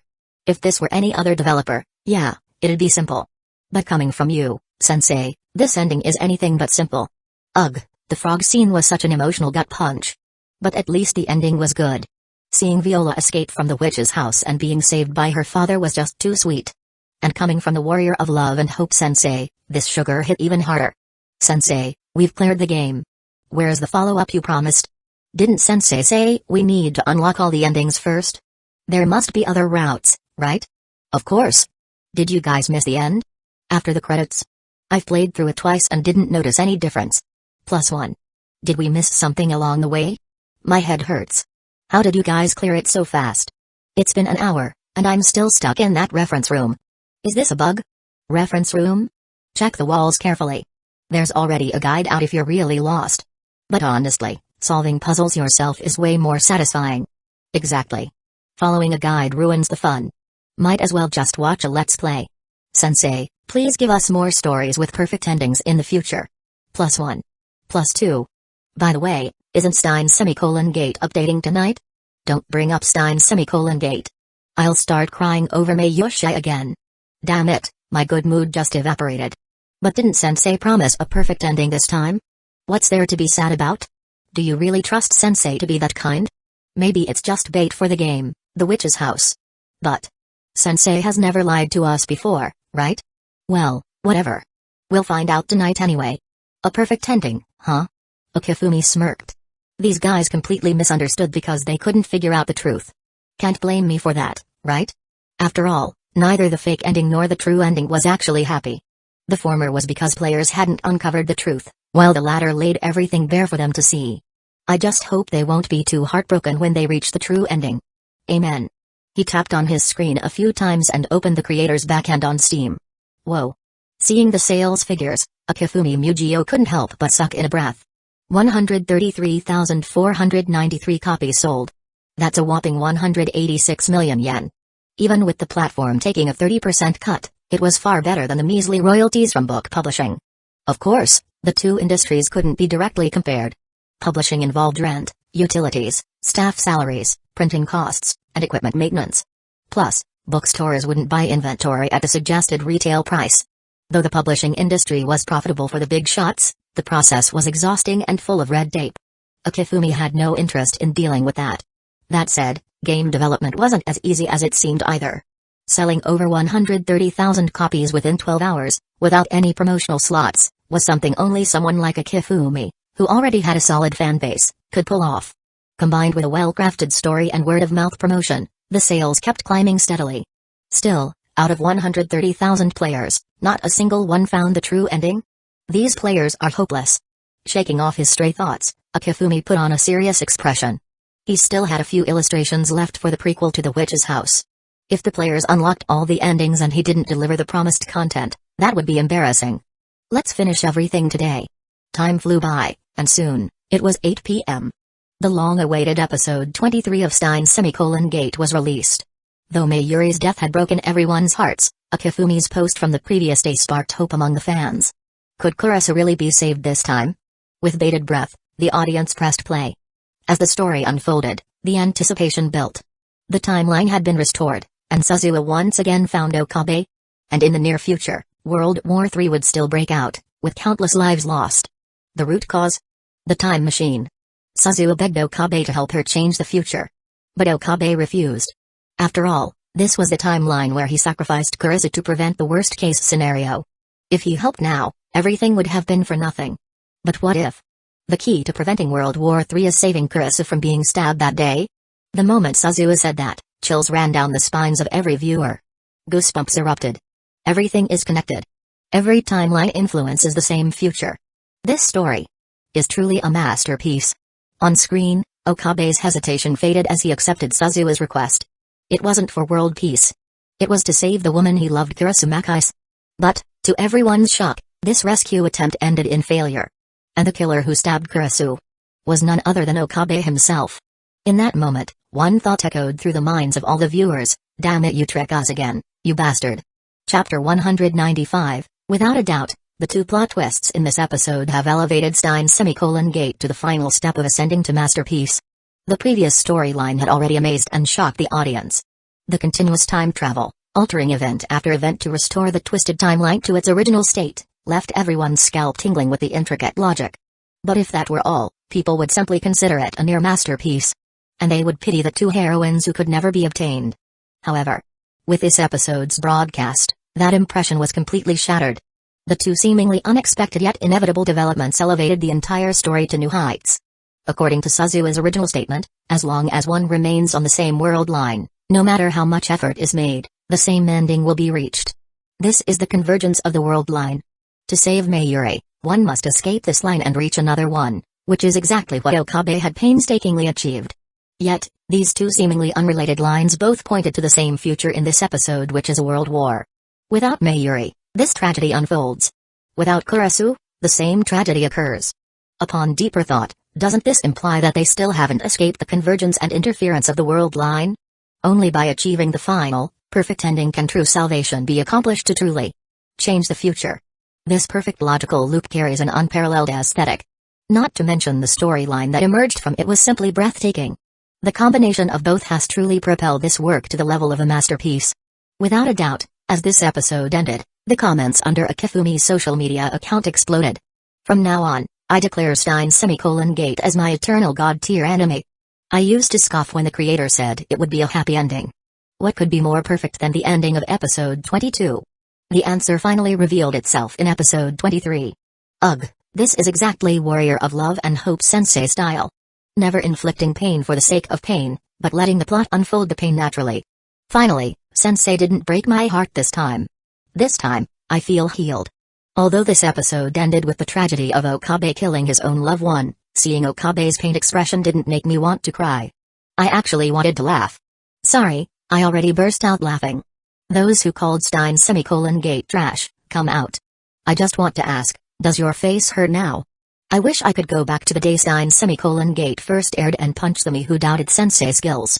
Stop roasting, I know I was wrong. No matter which world line, I will always love Kurisu. This is the choice of Steins Gate. So edgy, but so cool. Dropping and picking this anime back up was the best decision I made this year. Watching this episode reminds me of Okabe, who tirelessly traveled through world lines to save Mayuri. He would speak to her in the gentlest tone, understand her prayers as she reached for the sky, and hold her hand, saying, "This is our promise." Even if, in the end, he would be with the person who meant more to him. The future is unpredictable. Just like this reunion, the future holds infinite possibilities. This is the voice of Steins Gate. How can such an amazing anime exist? This is the peak of anime in recent years. Episode 1, Confused. Episode 11, Bored. Episode 12, Shocked. Episode 22, Crying like a fountain. Episode 23, Mind blown. I really want to open up Sensei Brain to see what's inside that could come up with such an incredible story. Sounds a bit terrifying, but I want to see too. I wonder how the final episode will save Kurisu. Can't wait. Can't wait. I'm so happy, I decided to buy the creator's game to celebrate. Me too. Seeing the flood of comments, Akifumi sighed with mixed emotions. Despite the praise, why couldn't he feel any joy? It felt like there was subtle mockery hidden between these comments. And when he saw the last comment, Akifumi's expression turned to shock. Wait, what? He instinctively opened the creator's backend on the Steam platform, only to find that within the last 30 minutes, sales had increased by over 5,000 copies. Creating a happy ending once in a while can actually boost sales? Akifumi clicked his tongue, a bright smile appearing on his face once again. These guys could have avoided this, but in their excitement, they acted so impulsively. I hope they don't realize the truth too soon. Otherwise, he'd worry that the good mood they just gained would vanish in an instant. Phew. I finally found it. Even as the words "game over" appeared on the screen, Kasumijoka Utaha's face lit up with a bright smile. After finishing her work for the day, the girl rushed back to her rented apartment and carefully combed through the game story from the beginning. Yet, until the very end, she couldn't find anything different from before, leaving her utterly puzzled. Until the final chase scene, where she entered room after room and found the item named Ellen's knife in a cabinet. Though she hadn't reached the ending yet, Utaha knew the truth of the story was within her grasp. It was worth skipping episode 23 of Steins Gate for this. She took a sip of water and resumed her serious expression as she reloaded the game. With her previous experience, she smoothly obtained Ellen's knife. After some clever maneuvering, she successfully exited the house. Just like before, she used the delicate little bottle to wither the witch's rose and advanced to the next map. The screen transitioned to a cutscene. The blonde girl, Viola, walked forward as the background rapidly faded away. The screen dimmed, as if sinking into an abyss. The purple-haired witch, with a broken body, appeared at the top of the screen. As expected. Utaha's heart leapt with joy, the joy of discovering the truth after countless efforts. What will change in the story this time? In her eager gaze, the animation continued. Half-bodied girl. Yee. Go. With a few flashes, the witch was only a few meters away from Viola. Half-bodied girl, yo. Yo. Without any fear, Viola took a few steps closer. A line of dialogue appeared. Viola, huh? You're so stubborn. Even without voice acting, the impatience in the girl's words was clear. Then, a flash of red light swept across the screen, accompanied by a striking sound effect. Viola, how long are you planning to chase after me? You know that body won't last long, half-body girl. Oh. Ah. Viola turned around, taking a few steps back to distance herself from the witch. Suddenly, the scene before her flickered, and in the upper half of the screen, a close-up of Viola's face appeared, tilted slightly. Her golden eyes showed no emotion. She turned her head, and a mocking smile appeared on her otherwise blank face. Below the close-up, the scene shifted to the witch, her purple hair flowing around her. Her lower body was already a mangled mess, covered in black mist. Her missing eyes stared blankly at Viola's back as her left hand weakly lifted, as if desperately trying to grab something. As Utaha watched the scene unfold, she could almost hear the witch's faint whimpers in the air. Under this perfect portrayal, the dark emotions she had previously felt began to surface again. The witch, who should have been detestable, now appeared pitiful and tragic, stirring a deep sense of sympathy in her. The close-up paused for a few seconds before the dialogue resumed. Viola, you want it back? No way. Your body seems perfectly fine to me. Another close-up appeared, showing Viola tugging at her skirt as she gracefully twirled in place, her face lit up with joy. As the close-up faded, Viola turned and walked back towards the witch. The wind rustled through the grass as a close-up of the scene appeared. Viola crouched down. Her delicate face now bore a smile full of pure malice. Viola, and besides, you willingly gave me this body, didn't you? Why? Should I give it back to you? Viola, right. Viola? The close-up showed Viola smiling faintly as she mockingly tilted the witch's head, her eyes filled with amusement. But quickly, she grew bored with the scene, or perhaps disgusted with the body in front of her. With a look of impatience, she pulled her hand away. The witch's head, lacking any strength to hold itself up, collapsed into the grass. As expected. Even though she had guessed this outcome long ago, everything she was doing now was simply to confirm her suspicions. But seeing the truth unfold before her in such a powerful way still left Utaha stunned. The dialogue, filled with malicious intent, paired with the dark, somber tones of the scene and the expressive close-ups, caused all the emotions to burst forth. The contrast between the pure sorrow and despair of the girl and the witch's utter evil was stark and intense. And when Utaha realized that she was playing the witch in this story, pushing the innocent girl step by step toward the abyss and sealing her fate, the overwhelming black emotions exploded within her heart. Ugh! The intense discomfort made her want to throw up. After covering her mouth and taking several minutes to calm down, Utaha finally managed to regain her composure. So this is it. Seeing the scenes unfold in person was a completely different experience from what she had imagined. When she had first thought of this outcome, all she felt was a cold shiver and a sense of dread at the exaggerated finale. But now, witnessing it firsthand, the intensity of the emotions was far more overwhelming. Trying to calm herself down, she felt ready to continue. In the scene, Viola dusted off the dirt from the hem of her white skirt and stood back up. She took a few steps forward. Viola, you must have felt sorry for me back then, huh? Couldn't even get out of bed, Viola, so I used magic to swap bodies with you, Viola, just for one day, though. Hey, I think I said that before. Viola turned and looked at the witch, Ellen, who lay on the ground, a defeated figure. Viola, you almost trapped me earlier. I really didn't expect that, Viola, but what's the use? That house belongs to me, after all. How could it possibly kill me? The house has been helping me. It wants me to escape. Viola crouched down again, staring at the familiar yet strange body lying a few meters away. Ellen's body twitched, as if trying to reach out. In a close-up, Viola furrowed her brows. Viola. You're not dead yet. You really are stubborn. Ah, could it be? You're worried about your dad, so you don't want to die? Viola, I know all about you and your dad. You two, relying on each other. Those memories are still in your body. He's a good man, a hunter, right? He even wrote you that letter. How nice of him. Unlike my parents at all. Viola, I bet you're worried about what will happen to your dad if you die, huh? Don't worry, though. After all, his daughter, Viola, will still be there, doing her best to give her love. Viola, of course. I'll enjoy some part of your love too, so don't you worry. Before the dialogue could continue, a mysterious voice interrupted. Viola? The figure of a hunter appeared in the scene. After a tear-jerking father-daughter reunion, the witch, now only half a body, found the strength to move toward them. With her damaged vocal cords, she managed to let out a faint, desperate sound, PP. Viola's father, don't come near. Monster. The echo of a shotgun blast rang through the forest. The light completely left the witch's eyes, and she collapsed into a pool of her own blood. With her father's comforting presence and his large hand holding hers, Viola left the forest. The scene ended with the same familiar mischievous smile, one full of satisfaction. Was it a sense of triumph for the successful conspiracy? Or was it mocking the foolishness of the world? Utaha couldn't say. She didn't have the energy to think any further. The girl covered her mouth and rushed to the bathroom in her room. Ugh. Ugh. A minute later. After emptying her stomach, Utaha, pale and leaning against the sink, stood up. She wiped the corners of her lips, gazing at her pale face in the mirror, her eyes full of doubt. She pursed her lips. That cocky junior. To think he creates something like this. Even as a creator, she clenched her fists in fury. She didn't want to think about the logic behind it or the artistic techniques used. At that moment, the girl just wanted to punch the person who created this game in the face. This plot wasn't just cruel, it was downright evil. There wasn't a shred of beauty in it.